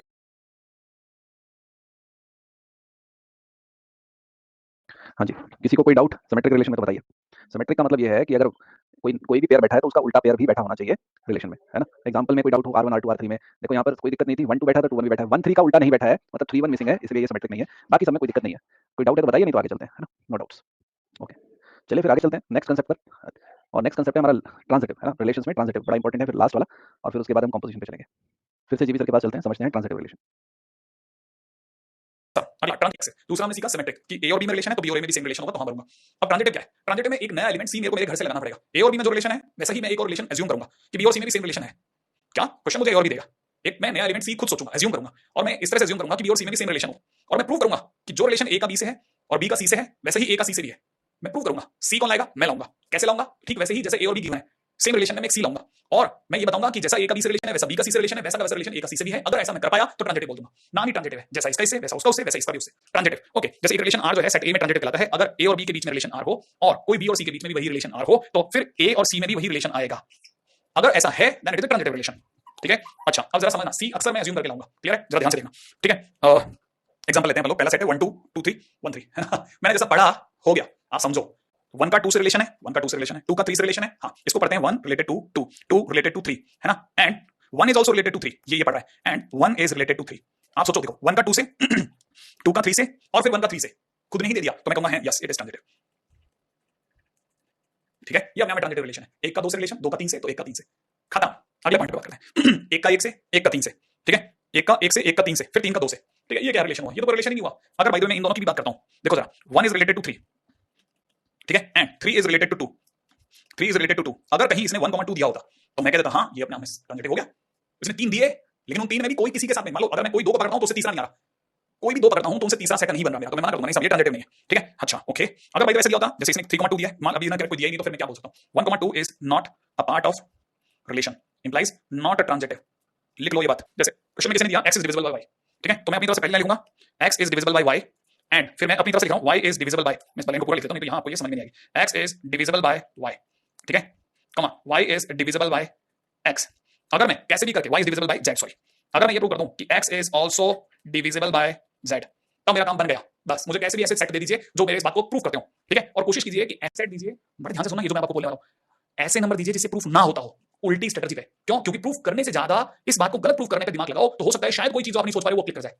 जैसे कोई भी 2 नंबर मान लीजिए, जैसे मैंने कहा कि 15 is divisible bye 5, right, 15 is divisible bye 5, okay, अच्छा फिर मैं लिखता हूं ना और कुछ कर लेते हैं, थोड़ा और एंटरटेनिंग ले लेते हैं, जैसे 18 is divisible bye 6, 18,6, and 6 is divisible bye 3, ठीक है। देन क्या आप ये कहते हैं कि 18 इज डिविजिबल बाय 3? क्या ये सही है? आप सोच के जवाब दीजिए। क्या 18 अगर 6 से डिविजिबल है, हाँ 6 3 से डिविजिबल है, तो क्या 18 3 से डिविजिबल होगा, 18 इज डिविजिबल बाय 3 होगा? होगा या होगा? आपको क्या होगा? बड़ा ऑब्वियसली होगा। तो कहना मतलब ये कि अगर by the way x y से डिविजिबल है, y अगर z से डिविजिबल है, तो x अपने आप में z से डिविजिबल होगा, 100% होगा। तो इसका मतलब ये कि yes it is transitive relation, ठीक है। बहुत काम की बहुत प्यारी चीज चल रही है। तो किसी को कोई डाउट ट्रांजिटिव में?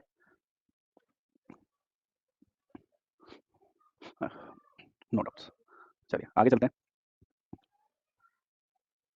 यहाँ पर एक क्वेश्चन है, चेक करना है कि ये जो रिलेशन हमें दिया हुआ है ये रिफ्लेक्सिव सिमेट्रिक ट्रांजिटिव में से कौन सा है इसमें, ठीक है। अब रिलेशन की बात करें, रिलेशन जब भी डिफाइन करते हैं तो पहले हम ए से बी 2 सेट लेते हैं, है ना। पहले तो यहाँ पर सेट ए और सेट बी की बात क्या हो रही है, वो कह रहे हैं कि set R is defined on the set of straight lines. जब भी word on the set of straight lines आ जाता है मतलब कि वो दोनों सेट एक ही हैं, ए एंड ए, और सेट ए क्या है, स्ट्रेट लाइंस, बहुत सारी स्ट्रेट लाइंस है, लाइन 1 है, लाइन 2 है, लाइन 3 है, लाइन 4 है, बहुत सारी इसमें लाइंस है, ठीक है, जितनी भी लाइन हो सकती है सारी लाइंस है किसी प्लेन में। वो कह रहे हैं कि रिलेशन क्या बनाया है, रिलेशन वो बनाया है कि रिलेशन में अगर 2 लाइन इनमें से पैरेलल है, मान लो L1 और L3 पैरेलल है, तो L1 L3 इसमें होंगे। तो क्वेश्चन ये है कि क्या ये रिफ्लेक्सिव सिमेट्रिक ट्रांजिटिव होगा। देखो सबसे पहले तो आइडेंटिटी सेट की बात करते हैं। मान लेता हूं कि इसमें से फॉर एग्जांपल मैं आपको एग्जांपल की तरह बताना चाह रहा हूं कि मान लो ये 4 लाइनें, इनमें से L1 L2 L3 ये तीन तो पैरेलल हैं एक दूसरे के, L4 नहीं है मान लो, is not parallel to L4, और भी होंगे, मान लो L5 वो नहीं है, मान लो 3 लाइन तो पैरेलल हैं और दो नहीं है, मान लो हो सकता है ना, ये L1 ये L2 ये L3 ये L4 और ये L5, ऐसा सिनेरियो मान लो, ऐसे बहुत सारी लाइनें मान रहा हूं एग्जांपल के लिए। अब देखो आइडेंटिटी रिलेशन क्या होगा, आइडेंटिटी रिलेशन वो होगा जिसमें L1 every element of A is क्या ये रिफ्लेक्सिव होगा, क्या ये सिमेट्रिक होगा, क्या ये ट्रांजिटिव होगा। देखो क्या ये रिफ्लेक्सिव होगा, आइडेंटिटी रिलेशन क्या होगा, L1 L1 L2 L2 L3 L3 L4 L4 और L5 L5, ठीक है, L5 L5। अब अगर मैं रिलेशन की बात करूं तो मेरे को वो पेयर चाहिए जो आपस में पैरेलल हो, है ना। एक तो L1 L2 लिखूंगा मैं, L2 एक L2 L1 भी लिखूंगा, है ना, आपस में तो पैरेलल, L1 L2 के पैरेलल L2 L1 के पैरेलल है ना। ये सारे देखो L1 L1 एक लाइन खुद के तो पैरेलल होती है, L1 L1 भी लिखूंगा, है ना, ऐसे ही L2 L2 भी लिखूंगा, ऐसे ही L3 L3 भी लिखूंगा, L4 L4 भी लिखूंगा, L5 L5, खुद एक लाइन खुद के पैरेलल तो होती है हमेशा। देखो क्योंकि कोई भी लाइन हो L1 L2 के पैरेलल L1 के पैरेलल एवरी, मैं मतलब इस तरह से प्रूव दूंगा। पहली चीज मैं चेक कर रहा हूं कि रिफ्लेक्सिव है या नहीं, चेक फॉर इफ रिफ्लेक्सिव, मैं बोलूंगा every line is parallel to itself, every line is parallel to itself. तो इसका मतलब क्या हुआ, इसका मतलब यस इट इज रिफ्लेक्सिव, ठीक है। हाँ है ना। हाँ तो संतोष कह रहे हैं तीनों होंगे। सेकंड वो कह रहे हैं कि ट्रांस, हम क्या चेक करें, सिमेट्रिक सिमेट्रिक। अगर मैं लिख रहा हूँ L1 L2 के पैरेलल है, क्या इसका मतलब ये भी है कि L2 L1 के पैरेलल है? बिल्कुल है। अगर L1 L2 के पैरेलल है तो L2 L1 के भी पैरेलल होनी चाहिए। इसका क्या मतलब है, अगर L1 L2 सेट रिलेशन का पार्ट है तो L2 L1 भी होना चाहिए, इसका मतलब it is symmetric, it is symmetric. बस इतना ही लिखेंगे, ज्यादा कहानी नहीं लिखेंगे, सिमेट्रिक भी है। और थर्ड हम कह रहे हैं कि ट्रांजिटिविटी, ट्रांजिटिविटी चेक करने के लिए हम क्या करेंगे, ट्रांजिटिव चेक करने के लिए मान लूंगा मैं, मानूंगा late L1 L2 L1 parallel है L2 के एंड L2 पैरेलल है L3 के। क्या इसका मतलब ये भी है कि L1 L3 के पैरेलल होगी? बिल्कुल होगी। अगर L1 लाइन 1 लाइन 2 को पैरेलल है, लाइन 2 लाइन 3 के पैरेलल है, तो लाइन 1 लाइन 3 के भी पैरेलल होगी। इसका मतलब अगर सेट में L1 L2 और L2 L3 है तो L1 L3 पक्का होगा, इसका मतलब रिलेशन ट्रांजिटिव होगा, यस ट्रांजिटिव एज वेल। तो मैं बोलूंगा ये जो रिलेशन हमें गिवन है ये रिफ्लेक्सिव सिमेट्रिक ट्रांजिटिव तीनों है, ठीक है। हाँ, बिल्कुल संतोष ने अगली लाइन भी बोल दी है। देखो अब अगला कांसेप्ट हमारा वही है, इक्विवेलेंस रिलेशन क्या होता है। अगर कोई ऐसा रिलेशन है जो रिफ्लेक्सिव भी हो, सिमेट्रिक भी हो, ट्रांजिटिव भी हो, ध्यान दीजिए, अगर कोई ऐसा रिलेशन है जो रिफ्लेक्सिव भी हो, सिमेट्रिक भी हो, ट्रांजिटिव भी हो, उसको हम बोलते हैं इक्विवेलेंस रिलेशन। तो मैं बोलूंगा ये जो रिलेशन दिया हुआ है वो क्या है, इक्विवेलेंस रिलेशन है, ठीक है, ये इक्विवेलेंस रिलेशन है। चलिए नेक्स्ट चलते हैं, नेक्स्ट कांसेप्ट पे, जीबी सर के पास, और क्या समझेंगे इक्विवेलेंस रिलेशन को, समझते हैं जीबी सर से डिटेल में। आई बात सब और ट्रांजिटिव। एक रिलेशन R जो है वो अपने आप में इक्विवेलेंस रिलेशन कहलाता है सेट A से A में, अगर वो रिफ्लेक्सिव है, पहला। दूसरा, अगर आप उसमें सिमेट्रिसिटी भी प्रूव कर दो, वो सिमेट्रिक भी हो। तीसरा, वो ट्रांजिटिव भी हो।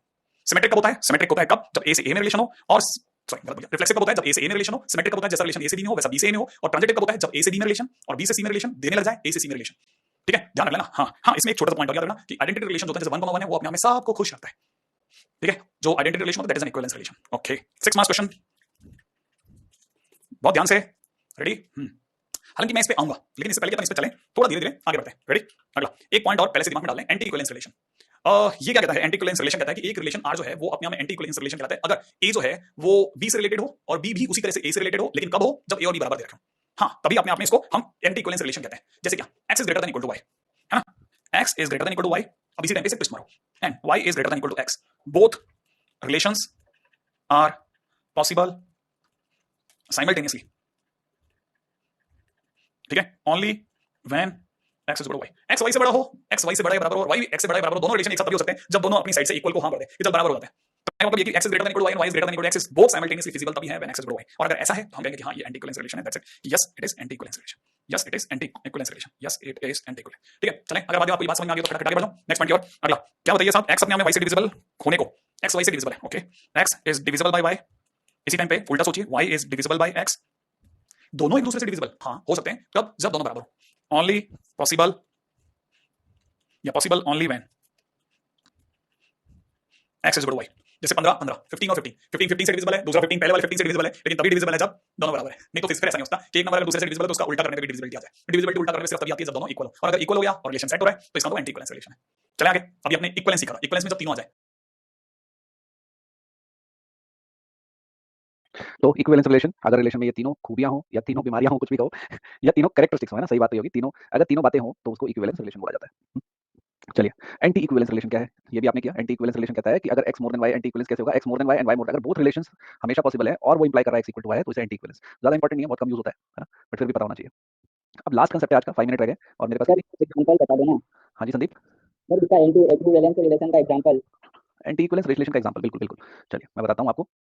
देखो यहाँ पर वैसे तो बड़ा सिंपल एग्जांपल दिया हुआ है कि अगर x ग्रेटर देन, हमें वही बताना है कि x, ये एक खुद ही एग्जांपल दिया हुआ है कि x greater than equal to y, है ना, हमें ये चेक करना है, मतलब कि यहाँ पर देखो ये वाला एग्जांपल बड़ा इजी है, मतलब मेरे ख्याल से बहुत अच्छा एग्जांपल दिया है, x greater than equal to y। बाकी कोई और एग्जांपल, एक और सर ने शायद दो एक एग्जांपल लिए थे, इसके एग्जांपल्स भी एक्चुअली लिमिटेड है एक तो संतोष, तो मैं ये कहूंगा कि इसी एग्जांपल को मैं लेकर समझा रहा हूँ। देखो x greater than equal to y, अगर मैंने एक रिलेशन लिया है ना, और दूसरा लिया y greater than equal to x, अगर ये दोनों एग्जिस्ट करते हैं तो ये दोनों साथ साथ x y से बड़ा है या बराबर है एंड y x से बराबर है, इसका क्या मतलब है, इसका एक ही मतलब है x इक्वल टू y, है ना। अगर मैं ये कह रहा हूँ कि x greater than equal to y anti equivalence है नहीं, तो हम क्या करेंगे, इसका इनवर्स लेंगे, x ग्रेटर देन y की जगह y ग्रेटर देन x लेंगे, और क्या ये दोनों एक पहले का इनवर्स दोनों मिला के ये इंप्लाई कर रहे हैं कि x इक्वल टू y है या नहीं, तो हम उसे एंटी इक्विवेलेंस बोल देंगे, बस इतना ही है ना, एक एग्जांपल लिया है और यही। और मेरे दिमाग में ना, मतलब इसके अलावा और कोई एग्जांपल, मतलब मैं कह रहा हूँ कि x is divisible bye y और y is divisible bye x, तो क्या x इक्वल टू y होगा या नहीं, अगर x इक्वल टू y इन दोनों बातों से आ जाता है तभी हम उसको एंटी इक्विवेलेंस बोलेंगे, नहीं तो नहीं बोलेंगे। मतलब इसमें ज्यादा एग्जांपल्स और क्या बन सकता है, और क्या एग्जांपल बनेगा, सर ये क्या सिमेट्रिक जैसा होगा क्या, सिमेट्रिक रिलेशन जैसा होगा क्या?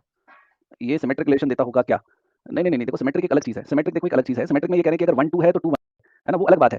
हम ये बात कर रहे हैं कि एक सिंगल रिलेशन की बात हो रही है, मतलब x greater than equal to y की बात हो रही है, मान लो एक ही सिंगल रिलेशन की बात हो रही है कि जैसे मैंने कहा कि मान लो मेरे पास एक सेट है 1 2 3 4, ठीक है, मान लो मेरा एक सेट है और मैंने कहा कि मैंने एक रिलेशन बनाया, relation A B A if A divides B, इसको डिवीजन सिंबल बोलते हैं, A B if A divides B such that A divides B, है ना, ये जो, ये मैं पूरा लिख देता हूँ, relation A B belongs to A and A divides B. तो इसमें कौन कौन से एलिमेंट आएंगे रिलेशन में, है ना, अगर इस रिलेशन के अगर मैं एलिमेंट्स की बात करूं, ए बी को डिवाइड करता है तो 1 1 आएगा, 2 2 आएगा, 3 3 आएगा, 4 4 आएगा, 3 3 आएगा, 4 4 आएगा, क्योंकि ये तो डिवाइड करते ही करते हैं। एक क्या आएगा 1 2 आएगा, एक का क्या आएगा 1 3 आएगा, एक 1 4 भी आएगा, क्योंकि 1 1 2 को डिवाइड करता है, ए डिवाइड्स बी सभी में 2 हो रहा है, बिल्कुल हो रहा है ना।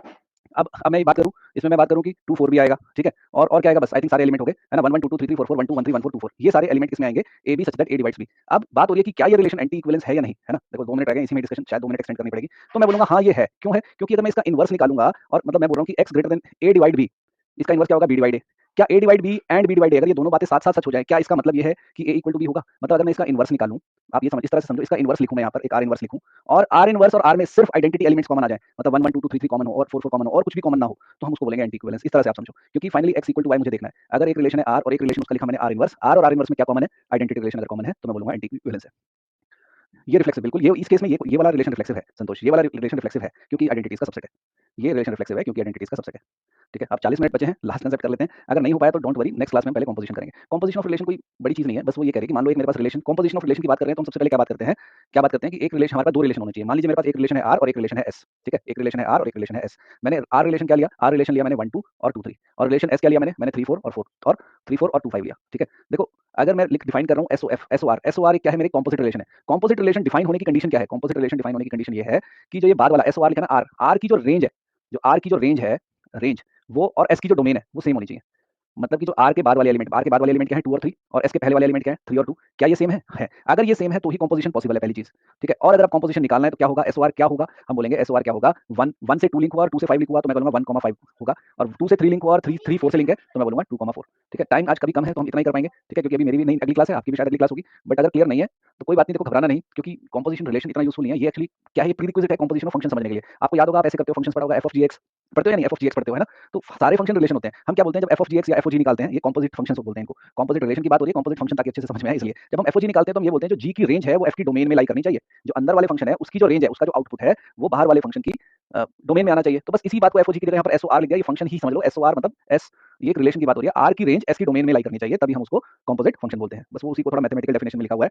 अगर आर में कौन कौन से सेट है, ए कॉमा बी वाले सेट हैं, और एस में कौन से हैं, बी वाले और सी वाले हैं, तो एस ओ आर में क्या होंगे, ए कॉमा सी वाले होंगे, क्योंकि बी इनका मैच करना चाहिए। बस यही बात बोली गई है। ठीक है, चलिए चलिए, बस इतना ही, थोड़ा सा एक्सटेंड कर दिया हमने 1-2 मिनट, बट जरूरत थी टाइम की। अगली बार हम टाइम पे कोशिश करेंगे खत्म करने की। एंड कर रहे हैं सेशन, आई होप तो समझ में आया। अगर कोई डाउट है तो सबसे पहले नेक्स्ट क्लास में हम डाउट क्लियर करेंगे। ठीक है, वेलकम संतोष, वेलकम एवरीवन, मैं एंड कर रहा हूँ session. Thank you everyone, thank you, bye bye.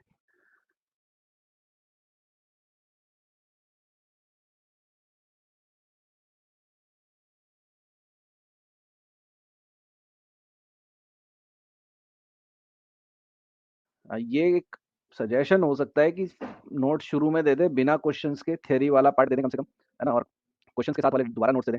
But वो मुझे नहीं पता अभी वो सजेशन गया है नहीं गया है, क्या हो रहा है ना? अगर हमसे मांगे जाएगा सजेशन तो हम पक्का देंगे, बट मेरे ख्याल से ये रीजन है, क्योंकि जब नोट्स मिलेंगे ना आपको, ये जितने भी अपने क्वेश्चन हमने क्लास में डिस्कस किए हैं थ्योरी वाला हिस्सा, सब कुछ विद सॉल्यूशन उन नोट्स के अंदर होगा। ठीक है, चलो अब डिले नहीं करते, शुरू करते हैं आज का सेशन। स्टूडेंट्स कम है बट हम शुरू कर रहे हैं। Functions, test of functions, domain and range of functions, ये हमने किया था लास्ट टाइम, है ना? ये लास्ट टाइम किया था। बता दीजिएगा, कई बार स्लाइड्स ऊपर नीचे हो जाती हैं, अगर नहीं किया था तो बता देना। ठीक है, तो अब शुरू करें। Test of functions basically mapping test हमने, मैपिंग टेस्ट और वर्टिकल लाइन टेस्ट की बात कर रहे हैं। ये जो टेस्ट ऑफ फंक्शंस किया था, डोमेन और रेंज किए थे हमने, डिफरेंट डिफरेंट टाइप के फंक्शंस के देखे थे कि मॉड एक्स का कैसा है, पॉलिनोमियल की डोमेन रेंज कैसी होती है, ये सब। तो आज के सेशन में क्या डिस्कस करेंगे, ये भी हम आज के सेशन में पहली चीज, odd and even degree polynomial. Slide दिखाऊं क्या, पुरानी स्लाइड दिखाऊं? ये रिकैप, रिकैप मतलब कि हर स्लाइड, मतलब ये डिस्कस हो चुका है ना? पुरानी स्लाइड्स नहीं दिखा सकते। अब हमारे पास जो है ना आज की ही स्लाइड आती है। ऐसा नहीं होता कि मैं पुरानी स्लाइड आपको दिखा पाऊंगा आज, नहीं। हर सेशन की स्लाइड वहीं पे लगी होती है। गुड इवनिंग प्रियांशु, है ना? स्लाइड पुराने पुराने सेशन की स्लाइड्स में आज नहीं दिखा पाऊंगा आपको, है ना? कोई भी टीचर नहीं दिखा पाएगा, मैं क्या, कोई भी टीचर नहीं दिखा पाएगा, है ना? हर सेशन में उस सेशन की स्लाइड मिलती है अपने आप बाय डिफॉल्ट।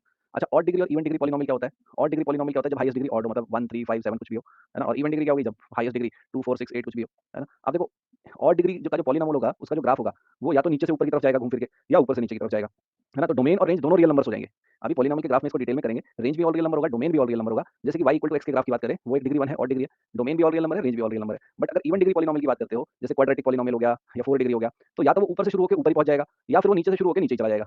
ठीक है, तो इसीलिए उसकी डोमेन तो ऑल रियल नंबर होगी, बट रेंज जो होगी वो सबसेट होगा रियल नंबर का, है ना? डोमेन तो रियल नंबर होगी, सबसेट होगा रेंज रियल नंबर का। रेंज कंप्लीट नहीं होगी, या तो minus infinity to some constant होगी या सम कांस्टेंट टू इन्फिनिटी होगी, इस तरह से रेंज चलने वाली है। बट बाकी अभी हम करेंगे डिटेल में, इन्हें करेंगे।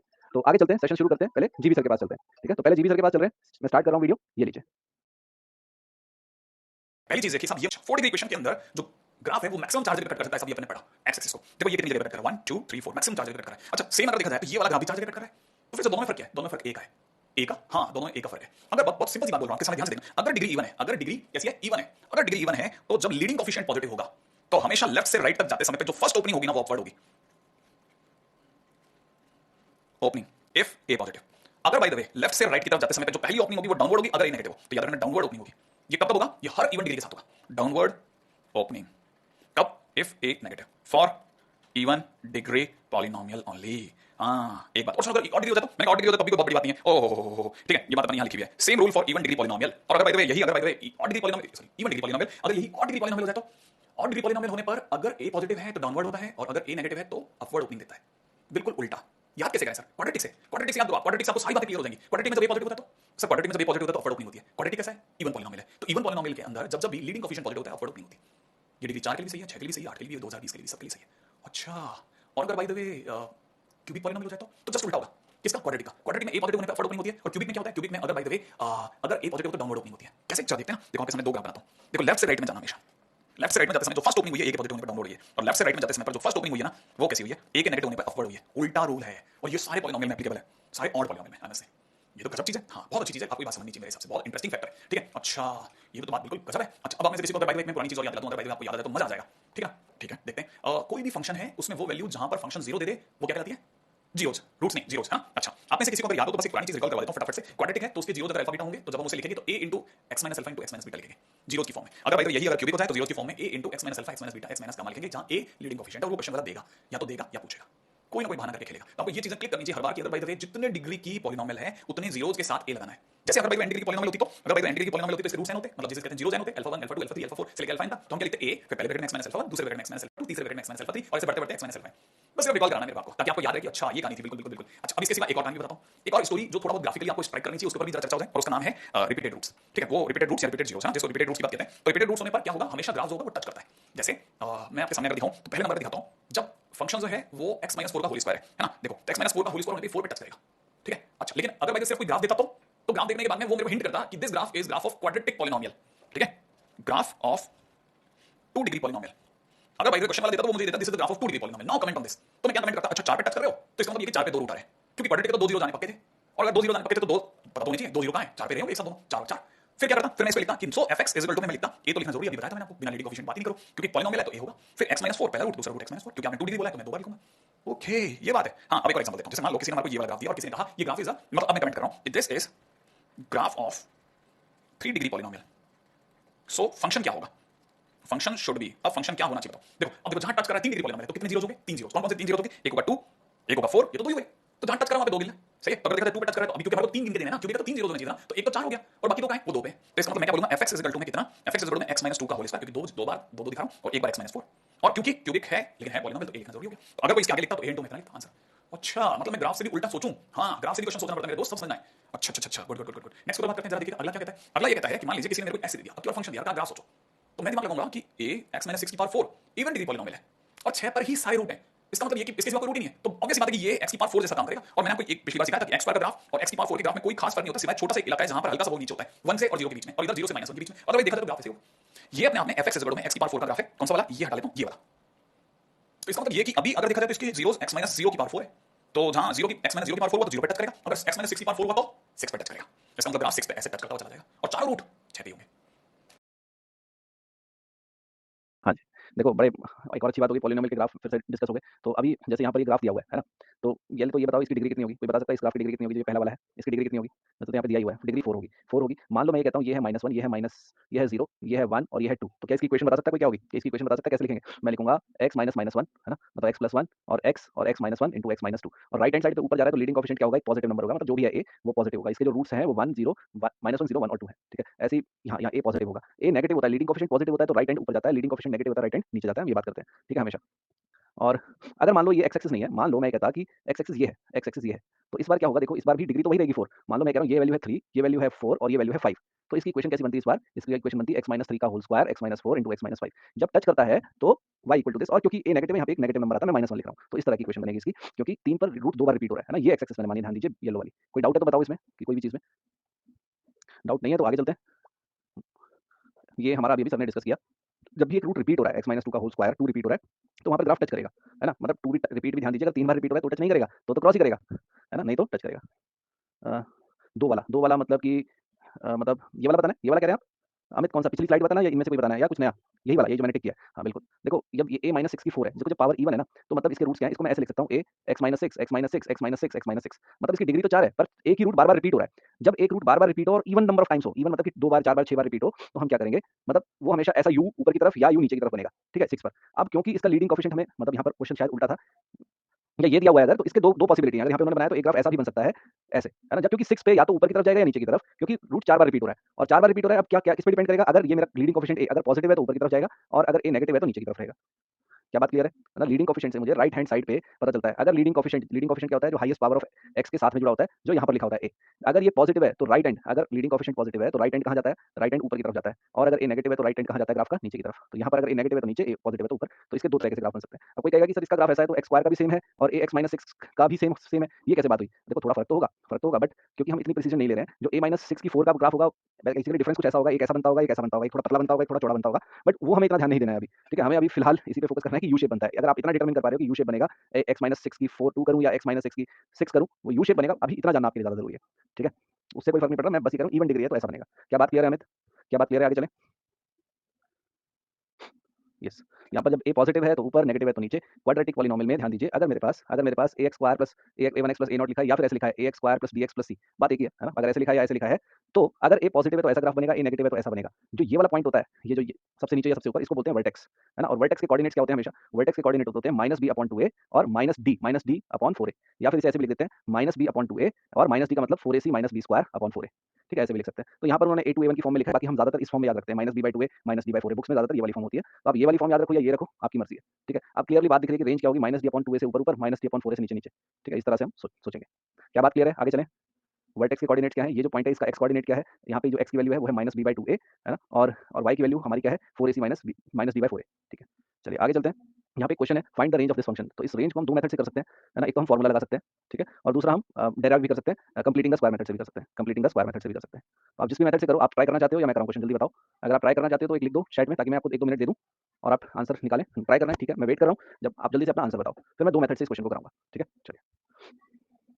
हाँ, रितेश्वरम भी सॉरी रितेश भी मैं अभी बताता हूँ। एक बार इन प्रियांशु और संतोष को ट्राई करने दो, है ना? 1-2 मिनट इनको देते हैं, है ना? अच्छा, प्रभात कह रहे हैं 1 टू इन्फिनिटी, 1 टू इन्फिनिटी तो कोई ऑप्शन ही नहीं है ना? 1 टू इन्फिनिटी तो कोई ऑप्शन नहीं है। देखो फॉर्मूला क्या कहता है, अभी यहाँ पर देखो हमने ये फॉर्मूला किया, यहाँ पर मैंने कहा कि दो चीज़ है, या तो a पॉजिटिव होगा या a नेगेटिव होगा, है ना? इस कंडीशन में अगर मैं इसे ax square plus bx plus c बोलूँ, तो a पॉजिटिव है या नेगेटिव है? जल्दी से बता दो, a पॉजिटिव है या नेगेटिव है? ओके, प्रियांशु कह रहे हैं कि c होगा। ओके, प्रियांशु कह रहे हैं c होगा, चेक कर लेते हैं। पहले तो ये बताओ कि इसे कंपेयर करूँ तो मेरे को क्लियरली दिख रहा है a1 है, b3 है और c1 है ना? पॉजिटिव होगा, और अगर पॉजिटिव है तो ग्राफ ऐसा बनेगा, मतलब यू शेप बनेगा, मतलब मैं ये नहीं कह रहा यही बनेगा, यू शेप बनेगा, ये पक्का है। तो हमारा जो रेंज होती है वो क्या होगी? -d/4a, यहाँ पे a2 है a की जगह, से लेकर इन्फिनिटी तक। तो मेरी रेंज क्या होगी? रेंज क्या होगी? -d/4a से लेकर इन्फिनिटी तक, है ना? ये आंसर होगा। अब -d/4a टू इन्फिनिटी हम निकाल लेते हैं। क्या करेंगे? -d क्या होता है? 4ac - b²/4a से लेकर इन्फिनिटी तक, ये मेरा आंसर होगा। तो 4ac - b²/4a का मतलब है 4 × 1 × 1 -3² 4 × 1 से लेकर इन्फिनिटी तक, है ना? और ये कितना हो गया? 4 - 9 कितना हो गया? -5/4, इसको मैं भी ये भी लिख सकता हूँ, बिल्कुल ठीक है, -5/4 से लेकर इन्फिनिटी तक, ये आंसर हो गया फॉर्मूला मेथड से। ठीक है, कंप्लीटिंग द मेथड स्क्वायर से भी देख लेते हैं। बिल्कुल सी करेक्ट आंसर है। संतोष, प्रियांशु, आपका बिल्कुल ठीक है। कंप्लीटिंग द स्क्वायर मेथड से कैसे करेंगे? मैं fx को लिखूंगा x² + 3x, है ना? अब +1 तो लिखा हुआ है। अब 3 का आधा कितना होता है? x के कोएफिशिएंट का आधा, मतलब 3/2 का स्क्वायर। ये मैं ऐड और सबट्रैक्ट करूंगा इसमें से। ठीक है ना? ऐसे करते हैं, x के कोएफिशिएंट का आधा ऐड और सबट्रैक्ट करते हैं। ठीक है ना? अच्छा, तो अब इसके बाद हम क्या करेंगे? जैसे ही मैंने ये किया, मैं इसे क्या लिख सकता हूँ? मैं देखो, मैं क्या इन तीन टर्म्स को क्लब कर रहा हूँ। ये तीन टर्म्स को एक साथ लिख रहा हूँ। मैं लिख रहा हूँ x² + 3x + 3/2 का होल स्क्वायर, और बाकी जो बची हुई टर्म है +1 - 3/2 का होल स्क्वायर अलग कर रहा हूँ। इन तीनों टर्म्स को मैं साथ में क्या कह सकता हूँ? ये a², ये b² और ये 2ab की तरह है। तो a² + b² + 2ab कितना होता है? a + b का होल स्क्वायर। a + b का होल स्क्वायर मतलब x + 3/2 का होल स्क्वायर लिख सकते हैं, इन तीन टर्म्स को साथ में जो लिखे हैं। और 1 - 3/2 को क्या लिख सकते हैं? 1 - 9/4, है ना? 1 - 9/4। तो ये मेरी अभी तक fx की वैल्यू है। कोई डाउट है इसमें तो बताओ, नहीं तो मैं आगे चल रहा हूँ। अभी तक कोई डाउट है तो बताओ। No doubts. तो x + 3/2 1 - 9/4, fx कितना आया मेरा? fx + 3/2 का होल स्क्वायर प्लस 1 - 9/4। इसको आगे क्या लिख सकता हूँ? x + 3/2 का होल स्क्वायर 1 - 9/4 कितना हो जाएगा? -5/4, है ना? अब fx पे ध्यान दीजिए, fx क्या है मेरा? fx है -5/4 प्लस, मैं उल्टा स्वैप करके लिख रहा हूँ समझाने के लिए, वैसे तो आप समझदार हो, बट मेरे ख्याल से बात समझ में आ गई है। ये जो है, ये वैल्यू क्या है? एक नॉन नेगेटिव नंबर है। नॉन नेगेटिव नंबर मतलब कि ये कभी नेगेटिव नहीं हो सकता, ये किसी का स्क्वायर है। ये क्या है? एक स्क्वायर है। किसी का स्क्वायर नेगेटिव तो हो नहीं सकता, मतलब 0 से इन्फिनिटी, 0 से बड़ा होगा ये नंबर। ये वाली चीज़ जो है, ये ग्रेटर देन 0 है, ग्रेटर देन इक्वल टू 0 है ना? या तो 0 या 0 से बड़ी है। और fx क्या है? -5/4 प्लस है नॉन नेगेटिव नंबर, मतलब मैं यहाँ से बोल सकता हूँ fx किससे बड़ा होगा? -5/4 से, हमेशा बड़ा या बराबर होगा। और बराबर कब होगा? जब ये चीज़ 0 हो जाएगी। तो बस यही मेरी रेंज आ गई, fx -5/4 से बड़ा है, तो मैं बोलूँगा रेंज कितनी होगी मेरी? रेंज होगी -5/4 से इन्फिनिटी, है ना? तो ये मेथड है, मतलब कंप्लीटिंग द स्क्वायर मेथड बोलते हैं इसको। इसमें बिल्कुल बेसिक से हमने किया, वहाँ पे हमने फॉर्मूला लगाया, बट समझ में सारी बात आनी चाहिए, सारे कंसेप्ट क्लियर होने चाहिए। कई बार डायरेक्ट इस फॉर्म में दिया है, फिर आप इसे ओपन करके उस फॉर्म में लाओ, वो गलती नहीं करनी है। और अगर मैं डायरेक्ट ऐसा दिया हुआ है फंक्शन fx = x + 2 का होल स्क्वायर -3, और पूछते हैं कि इसकी रेंज बताओ, तो आप वो फॉर्मूला मत लगाने लग जाना, आप सीधा-सीधा बोलेंगे -3 से लेकर इन्फिनिटी तक रेंज होगी, क्योंकि fx की वैल्यू जो है -3 से बड़ी-बड़ी होगी। ऐसे एक एग्जांपल दे रहा हूँ मैं, मतलब ये इसका भी एक यूज़ है अपना। ज़रूरी नहीं है इसे ओपन करके क्वाड्रेटिक बना के फॉर्मूला लगाओ, वो लंबा बढ़ जाएगा, या डायरेक्ट कैसे करना है। चलिए, कोई डाउट है तो बताइए, नहीं तो हम आगे चल रहे हैं। ओके, नो डाउट्स, तो आंसर सी था, बिल्कुल ठीक है। आगे चलते हैं, और नेक्स्ट कंसेप्ट ये लीजिए। किसी ने पूछा, क्या क्वेश्चन में पूछा किसी ने, में जैसे y में sin x की बार x है, किसी ने पूछा डोमेन बताइए क्या होगा, तो मुझे अच्छे से पता है कि यहाँ नीचे ऊपर x क्या है? x वेरिएबल है। अगर x एक वेरिएबल है तो जो नीचे बैठा हुआ sin x है उसे पॉजिटिव होना चाहिए, पॉजिटिव होना चाहिए, हाँ उसे पॉजिटिव होना चाहिए। तो कब पॉजिटिव होता है sin x? तो अपन sin x का ग्राफ जानते हैं, हम sin x का ग्राफ काफी जानते हैं सभी लोग। ये कुछ हद तक ऐसा होता है, ये जगह होती है 0, ये जगह होती है पाई, ये जगह होती है 2 पाई, ये 3 पाई, ठीक है, और ये 4 पाई, एंड पीछे की तरफ देखा जाए तो -पाई, -2 पाई, एंड सो ऑन। पॉजिटिव क्या होता है सर? तो पॉजिटिव की अगर चर्चा करी जाए तो ये पार्ट पॉजिटिव है, ये पार्ट x एक्सिस के ऊपर ये पॉजिटिव है, ये x एक्सिस के अबव है पॉजिटिव, ये x एक्सिस के अबव है पॉजिटिव, ये सब क्या है? Positive part.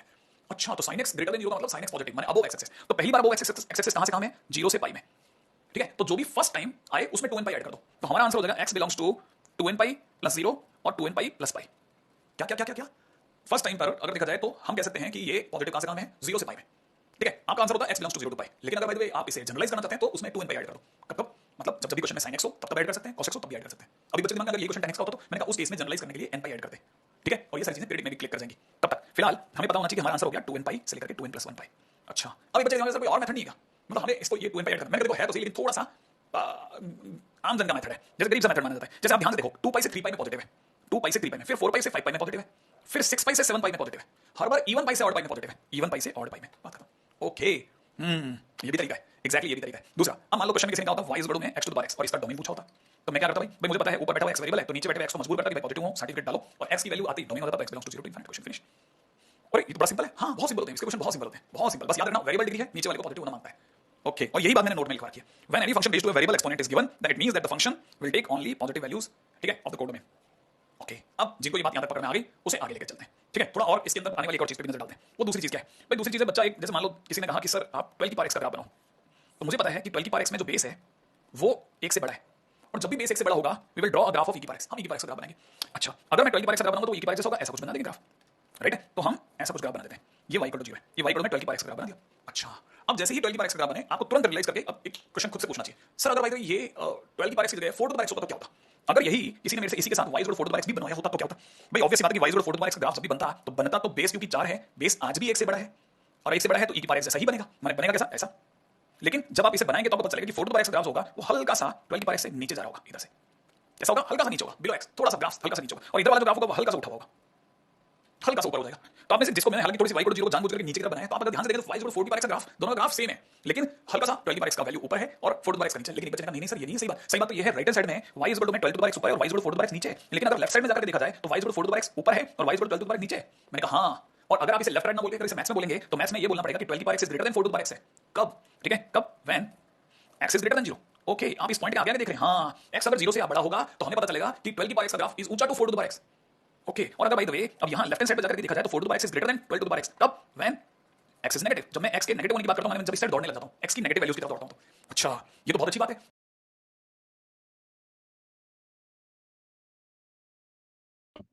तो कोई डाउट किसी को तो बताइए। अगर हमारा एक्सपोनेंट में ग्राफ हो तो डोमेन के लिए नीचे वाला हमेशा पॉजिटिव लेंगे, ठीक है। और एक्सपोनेंशियल ग्राफ में 12 raise to power x 4x की पावर x में हमने देखा कि 12 raise to power x right hand side में ऊपर होगा, 4 raise to power x left side में ऊपर होगा, या फिर दो तरीके से बताया, 12 raise to power x greater than 4 raise to power x when x is positive and 4 raise to power x greater than 12 raise to power x when x is negative.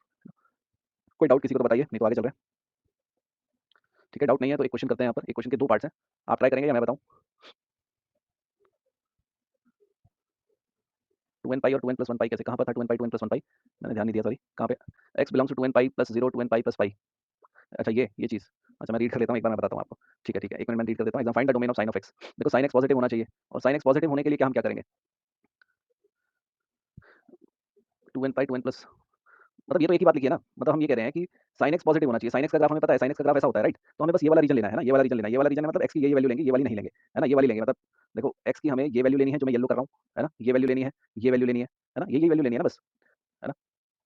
तो वो कह रहे हैं कि 2n पाई प्लस 0 से लेकर 2n pi plus पाई। कहने का मतलब ये है, मैं अगर इसको ऐसे लिखूंगा, मैं लिखूंगा डोमेन के लिखूंगा 0 से पाई, फिर यूनियन 2 पाई से 3 पाई, फिर लिखूंगा यूनियन 4 पाई से 2 पाई नहीं होगा, 2 पाई से 3 पाई होगा, 3 पाई से 4 पाई नहीं होगा, 4 पाई से 5 पाई होगा। ऐसे लिख सकते हैं ना इसको लगातार, है ना? समझ रहे हो संतोष? संतोष ऐसे लिखेंगे, ऐसे लिखेंगे हमेशा। जो भी डोमेन होगी संतोष, मतलब मैं कहूंगा ये वाला एरिया क्या है 0 से लेकर पाई तक, ये वाला एरिया क्या है 2 पाई से 3 पाई तक, उसके बाद इससे पहले वाला एरिया क्या है -2 पाई से पाई। हाँ, 2n माइनस 1 पाई हटाकर 2n प्लस 1 पाई हटाकर, नहीं नहीं नहीं, देखो उन्होंने ना जनरल लिख दिया है, जनरल। अब देखो यहाँ पर देखो, अगर इन सभी कंपोनेंट की बात करें तो पहला कंपोनेंट देखो, पहला कंपोनेंट क्या है? इवन है ना? 0 2 4 6 8, और जब भी इवन होता है, इवन को कैसे लिखते हैं? 2n, है ना? मतलब यहाँ पर n 2n पाई है, यहाँ पर n इक्वल टू 1 है, इस केस में यहाँ पर n इक्वल टू 2 है, यहाँ पर n इक्वल टू 3 है, सॉरी n इक्वल टू 0 है, यहाँ पर n इक्वल टू 1 है, यहाँ n इक्वल टू 2 है ना? तो पहला जो एलिमेंट है 0 2 पाई 4 पाई, इसमें क्या हो रहा है? इवन है, और इवन के बाद जस्ट नेक्स्ट उससे बड़ा वाला लेना है। 2 पाई के बाद नेक्स्ट क्या आएगा? 2 पाई के बाद 3 पाई आएगा, तो मतलब उसमें एक ऐड कर दिया है, तो 2n प्लस 1 पाई आएगा। तो जनरल ऐसे लिख दिया है 2n pi plus 0 and 2n pi plus पाई, या फिर ये जो उन्होंने एक तरीका तो यही से समझने का, दूसरा तरीका ये है कि हम ये कह रहे हैं कि ये वाली वैल्यू में या तो 2 पाई ऐड कर दो या 2 पाई हटा दो। ये वाली वैल्यू क्या है? 0 से लेकर पाई तक है ना? ये वाली वैल्यू क्या है? 0 से लेकर पाई, क्योंकि इसका साइन का टाइम पीरियड होता है 2 पाई, तो इसमें 2 पाई ऐड कर दो दोनों साइड, तो ये क्या हो जाएगा? 2 पाई प्लस 0 और ये हो जाएगा 2 पाई प्लस पाई, है ना? मतलब sorry 2n pi plus 0 2n pi plus पाई ऐड कर दो दोनों साइड, तो ये हो जाएगा 2n पाई, और 2n pi plus pi common ले लो तो 2n प्लस 1 हो गया, तो वो भी इसे बोल सकते हैं 2n पाई और 2n प्लस 1 पाई। ऐसे भी समझ सकते हो, जैसे समझ में आए। दोनों यहाँ पर जो एक्सप्लेन किया है वो इसी तरह से किया गया है कि ये एक लिया 0 से पाई, अब 0 से पाई की वैल्यू में 2 पाई 4 पाई ऐसे ऐड करते चले गए। हाँ, चलिए आगे चलते हैं। नेक्स्ट यहाँ पे हम क्वेश्चन कर रहे थे, दो क्वेश्चन है हमारे पास, दोनों में हमें क्या करना है? डोमेन निकालनी है। वैसे तो डोमेन निकालना बड़ा इन क्वेश्चन में तो ईजी रहेगा, फिर भी आप बताइए क्या होगी डोमेन? डोमेन मतलब all possible values of x, है ना? All possible values of x, या फिर वो जो सर ने मशीन बनवाई थी, क्या एक मशीन बनवाई थी, है ना? उसमें हम क्या क्या इनपुट कर सकते हैं, है ना? बात वही है। तो क्या होगा फर्स्ट क्वेश्चन में? F X equal to E raise to power two X में डोमेन क्या होगी? Y equal to E raise to power two X में डोमेन क्या होगी? या फिर Y equal to 1 upon E raise to power X plus 1 में domain क्या होगी? क्या मैं एक्सप्लेन करूँ? क्या मैं बताऊँ आंसर? क्या मैं आंसर बताऊँ? नो, चलिए वेट करते हैं प्रियांशु, वेट कर रहा हूँ मैं। संतोष कह रहे हैं कि 2 टू इन्फिनिटी। देखो डोमेन की बात हो रही है, देखो E raise to power X का ग्राफ कैसा होता है ऐसा, है ना? एक्स बनाओ या 2x बनाओ, 2x बनाओगे तो थोड़ा और नैरो हो जाएगा बस, है ना? तो पहले वाले में डोमेन क्या होगी? रेंज नहीं पूछा है, डोमेन पूछा है, ध्यान दीजिए डोमेन पूछा है। डोमेन तो ऑल रियल नंबर्स होगी ना, डोमेन तो ऑल रियल नंबर्स होगी, क्योंकि एक्स नेगेटिव भी हो सकता है, पॉजिटिव हो सकता है, कुछ भी हो सकता है ना? नेगेटिव रेंज की अगर बात करते, रेंज ऑफ फंक्शन मैं बोलता कि 0 से इन्फिनिटी होगी, डोमेन तो ऑल रियल नंबर्स होगी। इस वाले केस में बताइए डोमेन कितनी होगी? हुँ, सेकंड वाले में डोमेन कितनी होगी? Domain of the function.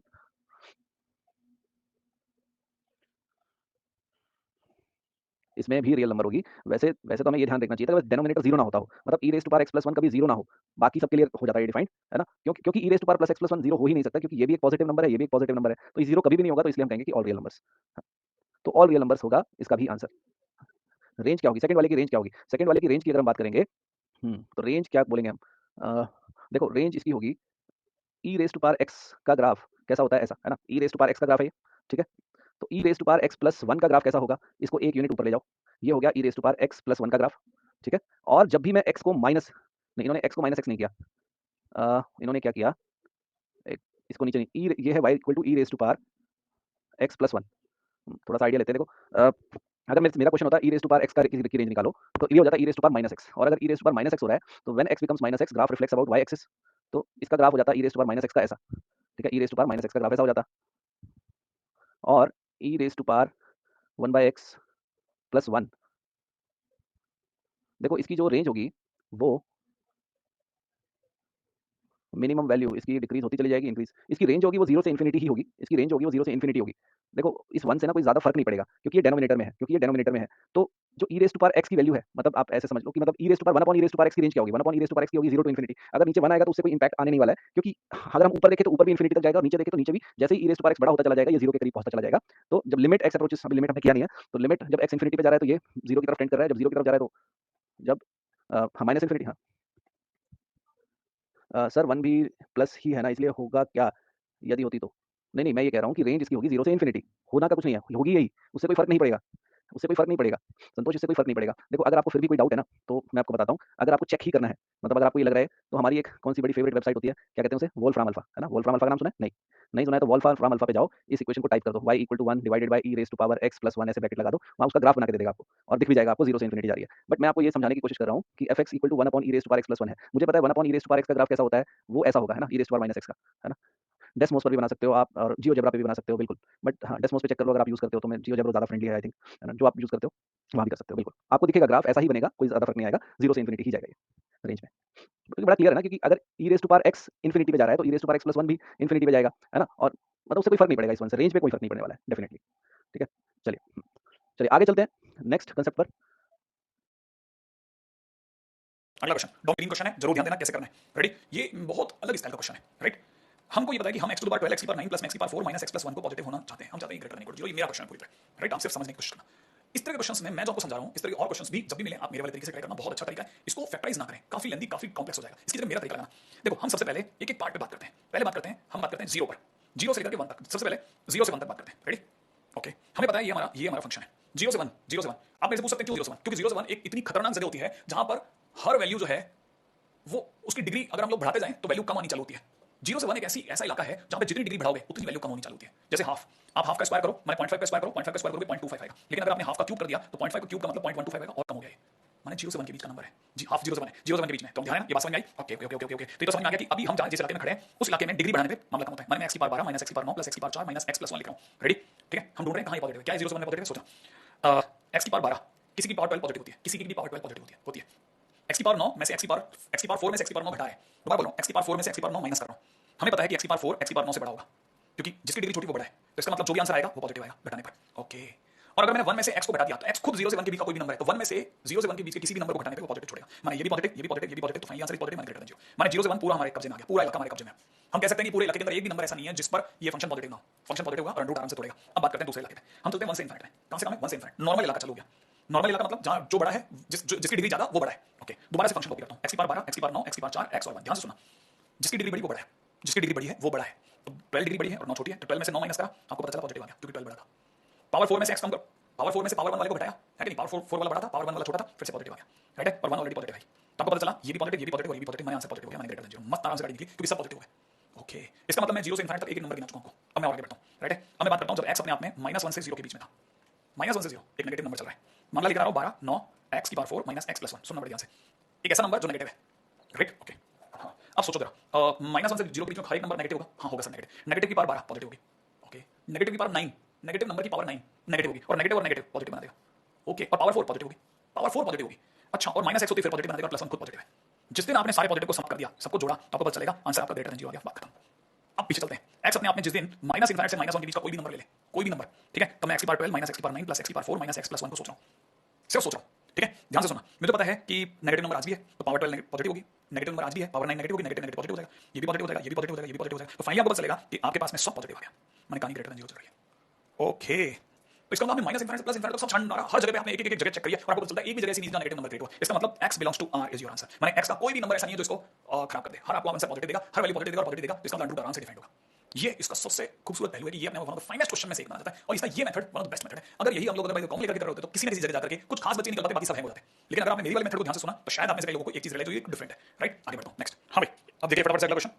अगर क्वेश्चन ऐसा हो जाए तो मैं आपको याद दिला दूं कि अगर हमारे पास में दो फंक्शंस fx और gx हो, आपस में चाहे प्लस लग रहा हो माइनस मल्टीप्लाई हो रहा हो, तीनों केसेस में अगर हमें डोमेन निकालना है, दोनों के सम का, दो फंक्शंस के डिफरेंस का, दो फंक्शंस की मल्टीप्लिकेशन का, तो हम पहले वाले का डोमेन निकालते हैं, दूसरे का डोमेन निकालते हैं और इंटरसेक्शन निकालते हैं, इससे हमारे पास फाइनल डोमेन आता है। होप ये याद होगा, ठीक है। अब मान लो इसका मेरे को डोमेन निकालना, तो मैं क्या करूंगा, मुझे पता है कि मैं इसे log 1 - x ऊपर 10 लिख सकता हूं, √x + 2 को ऐसे ही पढ़ा देता हूं। क्या किया, लोगों को नीचे रहना पसंद नहीं, इसलिए लोग ऊपर जाएंगे, ऊपर जाते ट्विस्ट, ओके। फिर क्या करेंगे भाई, log की तीन शर्त होती है, log की कितनी शर्त होती है, तीन शर्तें याद करो, कौन कौन सी तीन शर्त होती है। पहला बेस पॉजिटिव होना चाहिए, दूसरा बेस 1 नहीं होना चाहिए, तीसरा जो log के बाजू में बैठा है वो पॉजिटिव होना चाहिए। तो याद रखना, अगर मान लो आपके दिमाग में नहीं आया तो दोबारा से बोल देता हूं, y = log fx base a, ये एग्जिस्ट कब करता है, जब इसकी तीन कंडीशंस मान ली जाए, जब इसकी तीन शर्तें पूरी कर ली जाए। पहला बेस पॉजिटिव हो, बेस 1 नहीं हो, और तीसरा जो भी फंक्शन बैठा है वो पॉजिटिव हो।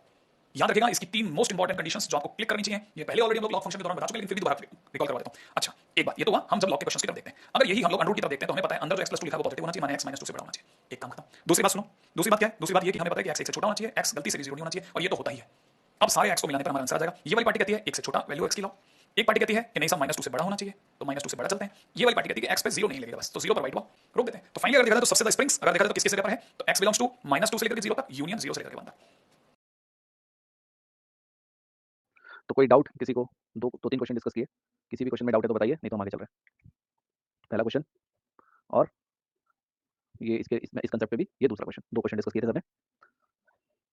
चलिए फिर आगे चलते हैं, नेक्स्ट फिर से एक क्वेश्चन सर के पास चल रहा है।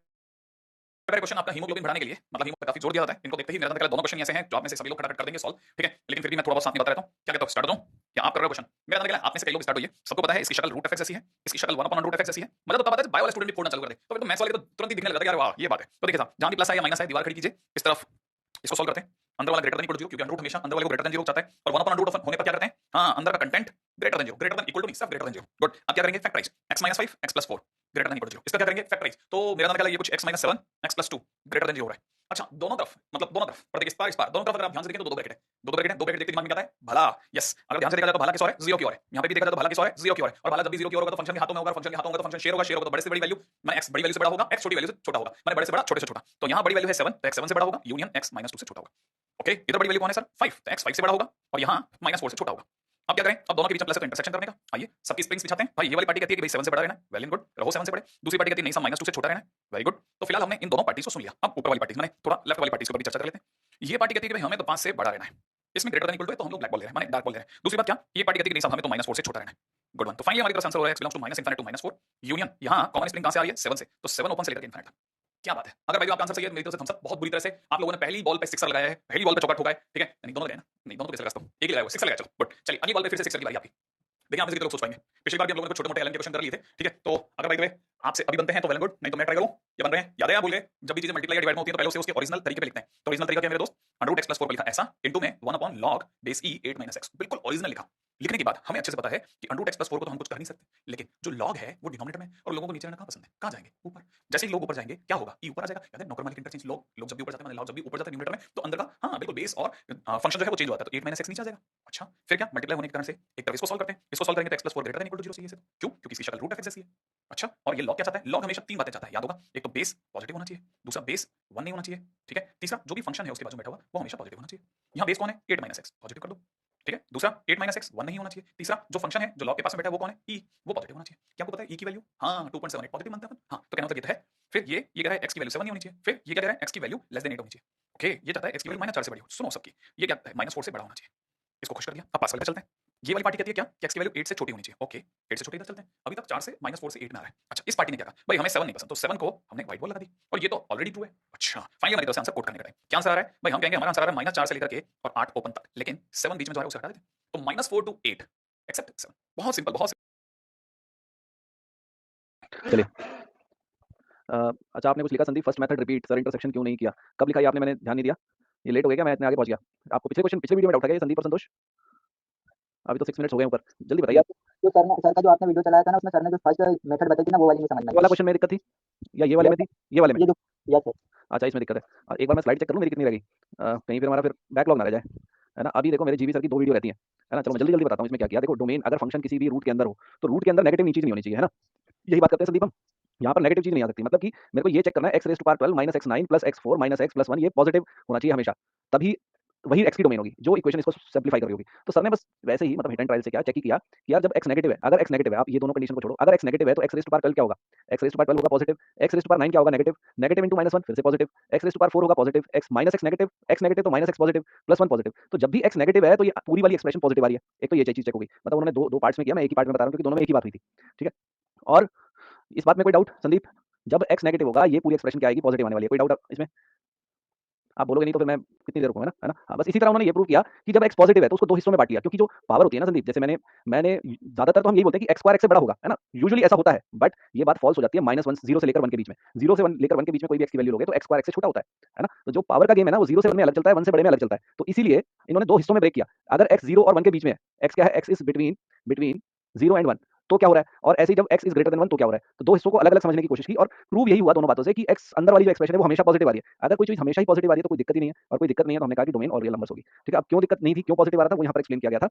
ये वाला तो सेकंड पार्ट हो गया, ये तो मैंने पहले कवर कर लिया। जब 0 से 1 के बीच में बात हो रही है, ये वाली बात, जब x 0 से 1 के बीच में, देखो हमने क्या कहा, क्या लिया? x 12 minus x 9 plus x 4 minus x plus 1। देखो ये वाली वैल्यू तो पॉजिटिव है, हमें पता ही है। ये भी पॉजिटिव है, हमें पता है ना? बेसिकली अगर 0 और 1 के बीच में बात करें तो ये दोनों को मिला के हमेशा पॉजिटिव आएगा, क्योंकि x 0 और 1 के बीच में है और 1 खुद खड़ा है। इन दोनों को मिला के पॉजिटिव आएगा। इसी तरह इन दोनों को मिला के x की 9 जो है वो छोटा होगा, x की 4 बड़ा होगा, तो इन दोनों को मिला के भी पॉजिटिव आएगा, तो ओवरऑल पॉजिटिव बनेगा। तो ये उन्होंने किया कि ये वैल्यू पॉजिटिव, ये दोनों को मिला के पॉजिटिव, ये दोनों को मिला के पॉजिटिव, जब x 0 से 1 के बीच में है तो ओवरऑल पॉजिटिव हो गया। इसी तरह जब x 1 से बड़ा हो गया तो उन्होंने कहा ये दोनों टर्म मिला के पॉजिटिव, ये दोनों टर्म मिला के पॉजिटिव, 1 तो पॉजिटिव है ही है, तो ये ओवरऑल फिर से पॉजिटिव हो गया। जब अंदर वाली एक्सप्रेशन कभी नेगेटिव आ ही नहीं रही किसी भी सिनेरियो में, तो कोई दिक्कत ही नहीं है।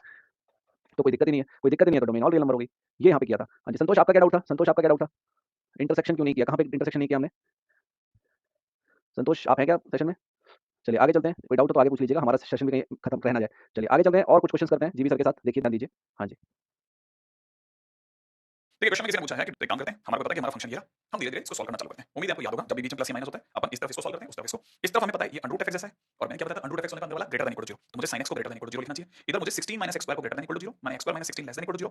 अगर मैं इसके टुकड़े टुकड़े कर दूं तब भी ऐसा होगा, और दो ब्रैकेट आएंगे। दो ब्रैकेट तो दिमाग में चलेगा भाला, लेकिन अब की बार भाला 0 से की और नहीं, फंक्शन की ओर है, फंक्शन की ओर है, किसी और भाला है, भाला करते ही किसी और भाला करेंगे तो डरेगा, डरेगा छुपेगा अपनी वैल्यूज में, और वैल्यू है 4 और -4। माने इसने तो हमने आंसर कोड कर दिया साहब। अब तब तक उसकी बात करते हैं, ये क्या चीज है सर? भाई हमें sin x greater than equal to चाहिए, माने वो पार्ट जो ग्राफ के अंदर अगर देखा जाए graphically part of y equal to sin x which is above x axis, जो x axis के ऊपर और साथ में x axis पर भी हो, मतलब x axis को कट कर रहा है वो भी चलेगा। जैसे कैसे? एक मिनट जरा देखिएगा, मान लीजिए ये हमारा, ध्यान से देखा जाए तो ये हमारा sin x का ग्राफ है। हाँ ये हमारा sin x का ग्राफ है। अब sin x के ग्राफ में हमें सिर्फ कौन सा इलाका चाहिए जो x axis के अबव हो, और इक्वल टू 0 होने की वजह से इक्वल टू 0 भी चलेगा, माने ये वाली जगह भी चलेगी जिन्हें मैं ग्रीन कर रहा हूं। शायद आपको दिख नहीं होगी, तो मैं एक काम करता हूं, आपका फेवरेट कलर के आजू बाजू वाला येलो लगा लेता हूं। फेवरेट आपका आज भी लाल ही है, ठीक है? अगर देखा जाए तो ये वो जगह जहां sin x 0 है, और sin x ग्रेटर देन 0 कौन सा है? अगर मैं देखा जाए तो सिर्फ अबव की बात करता हूं। ये वो जगह है जहां sin x पॉजिटिव है, माने नॉन नेगेटिव है, माने या तो 0 है या 0 से बड़ा है, माने अबव x एक्सिस है। ओके, तो अब इसमें और इसके बीच में इंटरसेक्शन करना है। इंटरसेक्शन माने कॉमन पार्ट ढूंढना है, ढूंढते हैं। आप में से कई लोगों को जानकर अच्छा लगेगा कि पाई माइनस 3.14, हां ये माइनस p का मतलब -3.14, हां तो हमें चाहिए -4 से 4 तक, 4 यहां कहीं मिलेगा, हां और -4 यहां कहीं मिलेगा, हां तो इसका मतलब ये कि अगर भाई मैं इसको देख रहा हूं तो अगर देखा तो 4 और -4, ओहो क्या बात है, 4 और -4 यहां मिलेंगे, और अगर यहां मिलेंगे तो मैं क्या करूं, मुझे तो -4 से 4 के बीच में अपनी स्प्रिंग लगानी है। अब देखिए मैं वो इलाका ढूंढूंगा जो -4 से 4 तक भी हो, और -4 से 4 तक भी हो, और अबव x एक्सिस भी हो। तो देखिए साहब ये रहा वो इलाका, ये रहा वो इलाका। अगर देखा जाए तो सिर्फ -4 से 4 तक, नॉट इधर वाला नहीं, -4 से 4 के बीच में वो इलाका जो अबव x एक्सिस की दे रहा हो sin x को। ओके, तो फाइनली अगर देखा जाए तो हम लोग अपनी तरफ से क्या क्लोज करते हैं, आंसर क्लोज करते हैं साहब, -4 से लेकर के -π तक, यूनियन 0 से लेकर के π तक, क्योंकि ये इलाका तो फ्लॉप गया, खाली गया, क्या कर रहे हैं? ठीक। कोई डाउट किसी को इस क्वेश्चन में तो बताइए। No doubts? हाँ जी संतोष आपका कोई डाउट रह गया तो बताइए। नहीं तो हम आगे चल रहे हैं, एक छोटा सा क्लिप और है जीवी सर से हमारे साथ। मैं अभी 28 स्लाइड पे हूँ। इंटरसेक्शन क्यों? देखो इंटरसेक्शन ये तो हमारा रूल है ना, ये रूल है, ये रूल बताया था ना सर ने, 1 मिनट कहाँ बताया था, 1 मिनट में देख के बताता हूँ। ये देखो, ये एक रूल भी है, मतलब ये होना भी चाहिए, ये एक रूल बताया, देखो जब भी दो फंक्शन है f1 और f2 और उनको ऐड या सब्ट्रैक्ट किया गया है, यूनियन क्यों किया, कहाँ पे मैं देखते हैं, जहाँ भी हमेशा इंटरसेक्शन लेंगे डोमेन का, अगर दो फंक्शन ऐड या सब्ट्रैक्ट हो रहे हैं। ध्यान दीजिए संतोष, हमने क्या कहा, अगर दो फंक्शन ऐड या सब्ट्रैक्ट हो रहे हैं तो डोमेन क्या लेंगे, इंटरसेक्शन लेंगे। ठीक है, मेरी स्लाइड में यूनियन है, कौन सी स्लाइड में यूनियन है? अच्छा कहाँ पर, अगली स्लाइड में यहाँ वाली पे दिक्कत थी क्या, या अभी जो क्वेश्चन किया उसमें थी? एक बार म्यूट कर लो ना, जल्दी जल्दी हो जाएगा, क्योंकि 8 मिनट रह गए फिर मिस ना हो कुछ, मैं नहीं चाहता फिर स्पिल ओवर हो। अभी वाले में कहाँ यूनियन है? अरे यार ये यूनियन नहीं है, ये तो ये आपको क्या लग रहा है, ये f1 की डोमेन है, f2 की डोमेन है? ऐसा तो नहीं है ना भाई। f1 की डोमेन क्या थी, f1 की डोमेन ये है, f2 की डोमेन ये है, इन दोनों का तो इंटरसेक्शन निकाला। अब इस जो इंटरसेक्शन निकालने के बाद जो आंसर लिखा वो क्या है, वो ये है। अब उसे लिखने का तरीका तो यही होगा ना, -4 से -पाई यूनियन 0 से पाई। ये दो डोमेन को थोड़ी ऐड यूनियन निकाला है, दो डोमेन तो ये थी, ये डोमेन अगर मैं इसे f1 बोल रहा हूँ, f2 बोल रहा हूँ, तो डोमेन ऑफ f1 ये है, डोमेन ऑफ f2 ये है। क्या इन दोनों का इंटरसेक्शन नहीं निकाला हमने? निकाला ना। हाँ, उसके बाद जो निकल के आया उसे तो यूनियन लिखेंगे ना। हाँ, चलिए। अब अगली बात, अगर मेरे पास एक कॉम्पोजिट फंक्शन हो, club function composite function f of g of x हो, तो इसमें domain of f of gx किसके बराबर होती है? डोमेन ऑफ gx के बराबर होगी, है ना, डोमेन ऑफ gx के बराबर होगी। तो चलते हैं आगे। हाँ, वैसे यहाँ पे क्वेश्चन है, find the domain of following function. Question पहले कर लेंगे, पहले एक बार सारा सिलेबस निपट जाए इस क्वेश्चन को, नहीं तो हम होमवर्क की तरह मानेंगे, अगर टाइम मिलेगा तो लास्ट में करेंगे। ठीक है, पहले एक बार जीबी सर का एक क्लास वीडियो देख लेते हैं, 7 मिनट रह गए, फिर हम वापस आते हैं इस क्वेश्चन। y इज में रूट ओवर cos sin, किसी ने क्वेश्चन में डोमेन पूछा है, राइट। ये बहुत काम की चीज है एक्चुअल में। हम इसमें क्या करेंगे ना, cos sin x को ग्रेटर देन इक्वल टू 0 कर देंगे, करेंगे बिल्कुल जो करना है। यहाँ पे बनता है हमारा cos sin x को ग्रेटर देन इक्वल टू 0। इसका मतलब ये कि अगर ध्यान से देखा जाए तो एक तरह से cos theta greater than equal to 0, एक तरह से, और ग्रेटर देन इक्वल टू 0 में अबव x एक्सिस वाला हिस्सा। अच्छा अच्छा, माने एक तरह से part of cos theta which is above x axis, ये हमारे दिमाग में चल रहा है ना भाई। अच्छा अच्छा, अब दूसरी बात सुनो, यहाँ थीटा की जगह कौन बैठा है? sin x। थीटा की जगह कौन बैठा है? sin x। ठीक है, थीटा की जगह theta is equal to sin x। हमें पता है कि sin x कहां से कहां तक बढ़ता है? -1 से 1 तक। sin x कहां से कहां तक बढ़ता है? -1 से 1 तक। माने थीटा जो है वो पूरे -∞ से +∞ नहीं जा रहा। तो इसका मतलब ये है कि theta is bounded to -1 to 1। Theta सिर्फ -1 से 1 तक देखेगा। माने मुझे cos का वही ग्राफ चाहिए जो -1 से 1 के बीच में आ जाए। इसका मतलब ये है कि मुझे cos का ग्राफ सोचना चाहिए। मैं cos के ग्राफ पे सोच रहा हूं और मैं यही रुक गया। मैं बताता हूं क्यों। मैं बताता हूं, तो मैंने अभी बताई पाई2 है, ये माइनस का पाई2 है। इसका मतलब 1.57 होता है और ये माइनस का 1.57 होता है, और मुझे सिर्फ उतना ही थीटा दिया गया जो -1 से 1 तक हो। अब मैं -1 से 1 तक को मैं हिट करता हूं, यहां कहीं 1 पड़ जाएगा भाई, 1.57 से पहले पड़ेगा ना 1 तो, और -1 यहां कहीं पड़ जाएगा। ये तो समझ में आता है ना, 1.57 से पहले पड़ेगा और ये -1.57 से पहले पड़ेगा। इसका मतलब ये कि जो मुझे थीटा दिया गया है -1 से, मतलब जो मुझे थीटा दिया गया वो -1 से 1 तक ही मुझे ग्राफ दिलाएगा, और ये ग्राफ मुझे वो ग्राफ कैसा चाहिए जो अबव एक्सिस हो। और बाय चांस जो -1 से 1 का हिस्सा है, ठीक है ना, third point, and part of cos theta in -1 to 1 is already above x axis. Okay, ये तो है ही माइनस, ये तो अबव x एक्सिस है, सॉरी ये जो -1 से 1 के बीच का हिस्सा, ये तो ऑलरेडी अबव x एक्सिस है, ऑलरेडी अबव x एक्सिस है, और हम ढूंढ ही रहे थे कि अबव x एक्सिस वाला पार्ट ही लेंगे। ये तो है ही पूरी तरह से अबव x एक्सिस। क्या बोले सर? ये तो पूरी तरह से अबव x एक्सिस है। हाँ, ये पूरी तरह से अबव x एक्सिस, हम देख सकते हैं, मैंने इसे मार्क किया है। -1 से 1 के बीच में यही हिस्सा आ रहा है। माने sin x कितना भी घूम ले, x कितना भी बढ़ जाए, sin x -1 से 1 देगा, और उस दौरान में जो cos होगा उसका पार्ट यही वाला कवर लेगा। इसके सिवा ये जो बाकी cos का ग्राफ है वो सब डिलीट हो जाएगा, और ये ऑलरेडी अबव x एक्सिस है। ये वाला हिस्सा x एक्सिस के ऊपर है। इसका मतलब ये है कि फोर्थ पॉइंट क्या कहता है? फोर्थ पॉइंट कहता है it shows that all x belongs to r will work. कोई सा भी x ले आओ, कोई सा भी x ले आओ, सारे x sin x को -1 से 1 देंगे, और cos -1 से 1 के दौरान अबव x एक्सिस होगा, और अबव x एक्सिस होगा तो हमें उसी रिजल्ट का ढूंढ खुश है। हम हाँ जी, इस क्वेश्चन में किसी को कोई डाउट? हमारा सेशन वैसे ओवर ही है, 2 क्वेश्चन रह गए हैं। अगर इस क्वेश्चन में कोई डाउट नहीं है तो हम जो 2 कोई क्वेश्चन मिस हुआ था वो, और एक और क्वेश्चन 2 मिनट में जल्दी-जल्दी करने की कोशिश करेंगे। ठीक है? तो क्वेश्चन जो मिस हुआ था शायद ये था, है ना? जो मैं होमवर्क के लिए दे रहा था। 1-1 मिनट में मैं ही सॉल्व कर देता हूँ, है ना? या आप होमवर्क के लिए चाहते हो तो आप बताओ, या आप होमवर्क के लिए चाहते हो तो आप बताओ, नहीं तो 1-1 मिनट में मैं सॉल्व कर देता हूँ। देखो इसमें जब भी किसी चीज़ में होमवर्क चाहते हो, ठीक है? ये होमवर्क के लिए लिख लीजिए, ये होमवर्क के लिए लिख लीजिए। आंसर मैं बताऊँ या आंसर रहने दूँ? क्योंकि ये इसमें कुछ सॉल्व करने का है नहीं, ये क्वेश्चन तो बड़ा ईज़ी है ना? x 1 से क्या मैं आंसर लिखूँ या रहने दूँ? TANM का मतलब नहीं समझा मैं कुछ। कल बताएँगे, चलो कल बताएँगे, ठीक है? कल बताएँगे जब, ठीक है? और एक और क्वेश्चन है वो तो मैं कर देता हूँ फिर, है ना? यहाँ पे एक और क्वेश्चन। अच्छा ये कंसेप्ट है, एक कंसेप्ट की स्लाइड है, एक क्वेश्चन की, 2 स्लाइड रह गई हैं। एक कंसेप्ट की स्लाइड ये क्या है कि अगर मेरे पास √fx हो या fx की पावर 1/4 हो या 1/6 हो, 1 बाय इवन हो, कभी भी, तो मतलब मुझे √fx वाला ही रूल लगाना है, ठीक है? पर अगर 1 बाय ऑड हो, fx 1 बाय ऑड हो, तो कोई दिक्कत, तो fx वाला रूल लगाना है। ये भी नोट कर लो। ये रूल कब लगाते हैं? जैसे मैंने √fx लिखा है, तो डोमेन √fx वाला रूल लगेगा। बट fx की पावर 1/3 या 1/5 या 1/7 कुछ ऐसी है, तो मैं डोमेन ऑफ fx निकालूँगा, उसमें कोई दिक्कत नहीं है। जैसे मैंने कहा कि fx इक्वल टू √x-3, तो fx पूरा √x-3 लूँगा। बट अगर मैंने कहा fx equal to not under root, यहाँ पे लिखा x-3 का क्यूब रूट, तो मैं x, तो मुझे अंडर रूट कंसीडर करने की जरूरत नहीं है। मैं मतलब x-3 को ही फंक्शन मान के डोमेन निकालूंगा। कहने का मतलब ये है ना, क्योंकि ये तो नेगेटिव भी हो जाए तो कोई दिक्कत नहीं है, वहाँ पे अंदर इवन पावर में नेगेटिव नहीं होना चाहिए। तो उसी पे बेस्ड है अगला क्वेश्चन। देखो क्योंकि यहाँ पर ये पावर 6 है, मैं फर्स्ट पार्ट कर रहा हूँ, क्योंकि यहाँ पावर 6 है तो मैं इसको ट्रीट करूंगा √1 - x ओवर 5 + x की तरह। इसका मतलब अगर मेरा फंक्शन ऐसा है तो मैं बोलूंगा जो अंदर वाली चीज है 1 - x × 5 + x, ये पॉजिटिव होनी चाहिए। और इसे पॉजिटिव करने के लिए क्या करें, ये मेरे 2 सिंगल क्वेश्चंस हैं, इनके रूट्स निकालूंगा और नंबर लाइन पे प्लॉट करूंगा। रूट्स निकालूंगा तो क्या आएगा, पहले पहले इसको या तो पहले इसको एक काम करें, रूट्स निकालने से पहले इस इनइक्वालिटी में x का कोएफिशिएंट पॉजिटिव कर लें। तो -1 से मल्टीप्लाई कर दो, x - 1 into x + 5 less than 0 कर दो। ठीक है, अब इसके रूट्स निकाल लो। रूट्स निकालेंगे तो आएगा x = 1 और x = -5। प्लॉट कर दिया मैंने, 1 मिनट बस एंड कर रहा हूँ सेशन, और प्लस माइनस प्लस किया तो इनके बीच में आ रहा है। तो मैं बोलूंगा x कहाँ से कहाँ तक होगा, x -5 से 5 1 के बीच में होगा, -5 से 1 के बीच में होगा। क्या 1 को इंक्लूड कर सकते हैं, क्योंकि ग्रेटर देन साइन है तो greater than equal to sine है तो यहाँ लेस देन है। 5 को इंक्लूड नहीं करेंगे क्योंकि डिनोमिनेटर में 1 को करेंगे, तो मैं बोलूंगा मेरा आंसर होगा -5 to 1, ये वाले पार्ट का आंसर। ठीक है, ये दूसरा वाला आप होमवर्क के लिए ले लो, है ना, क्योंकि यहाँ कोई ज़्यादा दिक्कत नहीं आने वाली है। वैसे इसका आंसर सिंपली है x ≠ equal to -5, all real numbers except x ≠ equal to -5। Answer मैंने बता दिया सेकंड वाले का, क्योंकि यहाँ पर fx की तरह ट्रीट करना है। आज इतना ही करते हैं, कोई डाउट है तो हम नेक्स्ट टाइम लेंगे। Thank you, bye bye, have a nice rest of the day, bye everyone, bye.